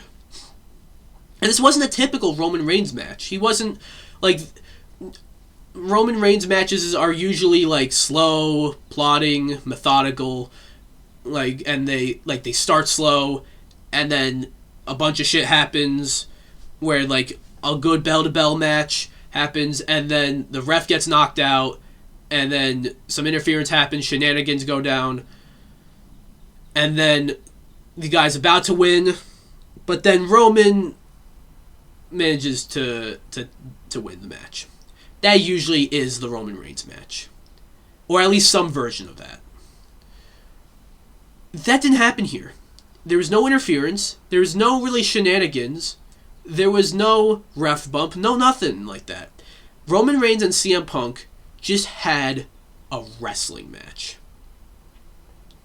And they both, even though CM Punk lost, they both came out looking like $1 million. Even if they already went into this match looking like $1 million, they came out looking like $1 million. And I think it is easily the best match of the weekend. And that's crazy because Night 2 gave us some bangers, you know. Like, Night 1 didn't give us a whole lot of bangers. Like, Seth and Gunther was a banger, and Orton and Cody was really solid. Night 2 gave us Brock and Oba. It gave us the ladder match. You know, I'd say even, like, Rhea and Jade was really good. But this one definitely takes the cake. This one, I think, is the best match of WrestleMania weekend. Probably the best match of the year thus far. And might end up, like, ending the year with it being at least, like, a top 3. Because the story they told and the action in the ring was amazing. You know, like, this match, it was long, sure, but you didn't feel it. You know. As for where things go, Roman Reigns is champion, which is not really what I wanted to see. I knew it was going to happen, but Punk was like the full-time champ. Roman he was a part-timer, but I did watch the post-show, and he said that this summer he's going to be full-time. And I hear some people being like, yeah, but what about after the summer? I think he's losing the title in the summer. I think he's losing it at SummerSlam. Probably to Oba Femi, which I think is where it should go. So if this is true, and Roman is actually going to be there full-time as champion up until when he loses it, good. I still have some other issues with Roman being champion in that it feels almost like desperate, you know? It feels like, shit, we're not really hot anymore. When Roman was champion, it was very hot. So that's the key. Put the title on Roman. And maybe that is the key, but I don't think it is. I don't think the key to success is having one guy as champion. Like, you're supposed to, like, you're not supposed to be champion forever, right? So, I don't know. We'll see how it goes. Roman he says he's going to be a full-time champion. Let's hope that it actually turns out well. Let's hope he has a match at Backlash, at Clash in Italy, at whatever is happening in June and July, and then like we go up to SummerSlam and he's got a match, hopefully with Oba Femi, or if not Oba Femi, then someone like a Braun Breaker or like a Jacob Fatu maybe, like someone like that, you know. But overall, as for this was, I think, an all-time classic. If Dave Meltzer's not going to give this a five stars, I'll give it 5 stars. So yeah, that is WrestleMania Night 2. Overall, Night 2 was so much better than Night 1. Like, I don't even think it's close. And I felt like a bunch of matches got the time they deserved. Some maybe needed a little more time, sure. But I feel like we got like a good amount of match time here. We still saw a lot of that Hulk Hogan documentary. I feel like by the time like WrestleMania was over, I've seen the documentary at this point, you know. So yeah, they gotta like, TKO's gotta back the fuck off with their ads. But this was a really solid night of WrestleMania. I would even say throughout both nights, the booking was really good. But overall, from WrestleMania 42, the narrative online was, after night one, was this is the worst WrestleMania of all time, which I find that so obnoxious when people say, like, an absolute like that. Because, like, have you not, like, there are some truly awful WrestleManias. You know, like, I get your complaint is that a lot of these matches rush through them, but, like, there's some WrestleManias where the matches, like, they have the opposite problem, in that they don't fucking end, right? This one, I will say, I'm not gonna say night one was that good, it really wasn't. It was fun watching WrestleMania, of course. WrestleMania is always fun. Whoever said WrestleMania doesn't feel, like, special anymore, I don't agree with that. WrestleMania is just inherently special, I feel. But, yeah, night one was not great. They rushed through, like, it felt like they were speedrunning through WrestleMania. Night two felt a lot better. Night two felt like they were, I wouldn't say taking their time, because some of the matches did feel quick, but they took their time more on night two than they did on night one. And I said, like, in my conclusion of night one, if you remember that, it was like an hour ago at this point. Well, by the time you're, like, at least with you that you're watching. I hope it's either they're gonna see that there's one less match on night two, and either A, give the performers more time to fill out that spot, or B, use that spot for more ads. They kind of did both and neither, because this actually ended, like, night two ended, like, what, 30 minutes earlier than night one did? But the matches felt longer, and they were longer. And when I say they felt longer, I don't mean like they dragged. I mean, like, they felt longer as in they felt like they had more time. So, they gotta figure this out. I don't want this to be a recurring thing at WrestleMania or any big show. But overall, because night two was so good, I come out of WrestleMania 42 with a thumbs up.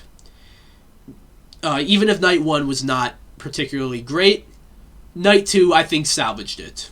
And if nothing else, that main event was a fucking classic.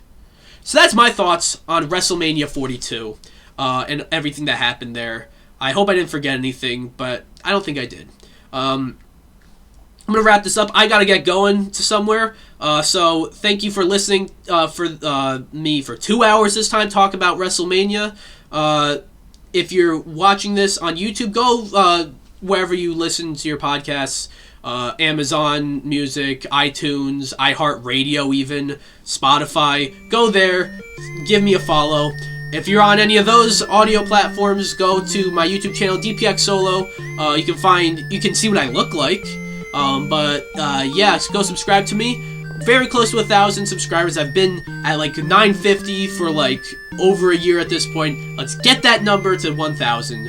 And yeah, thank you for watching or listening to DPX Talks for about an hour. We'll be back next month with another episode. A bit of a more normal episode. Bye!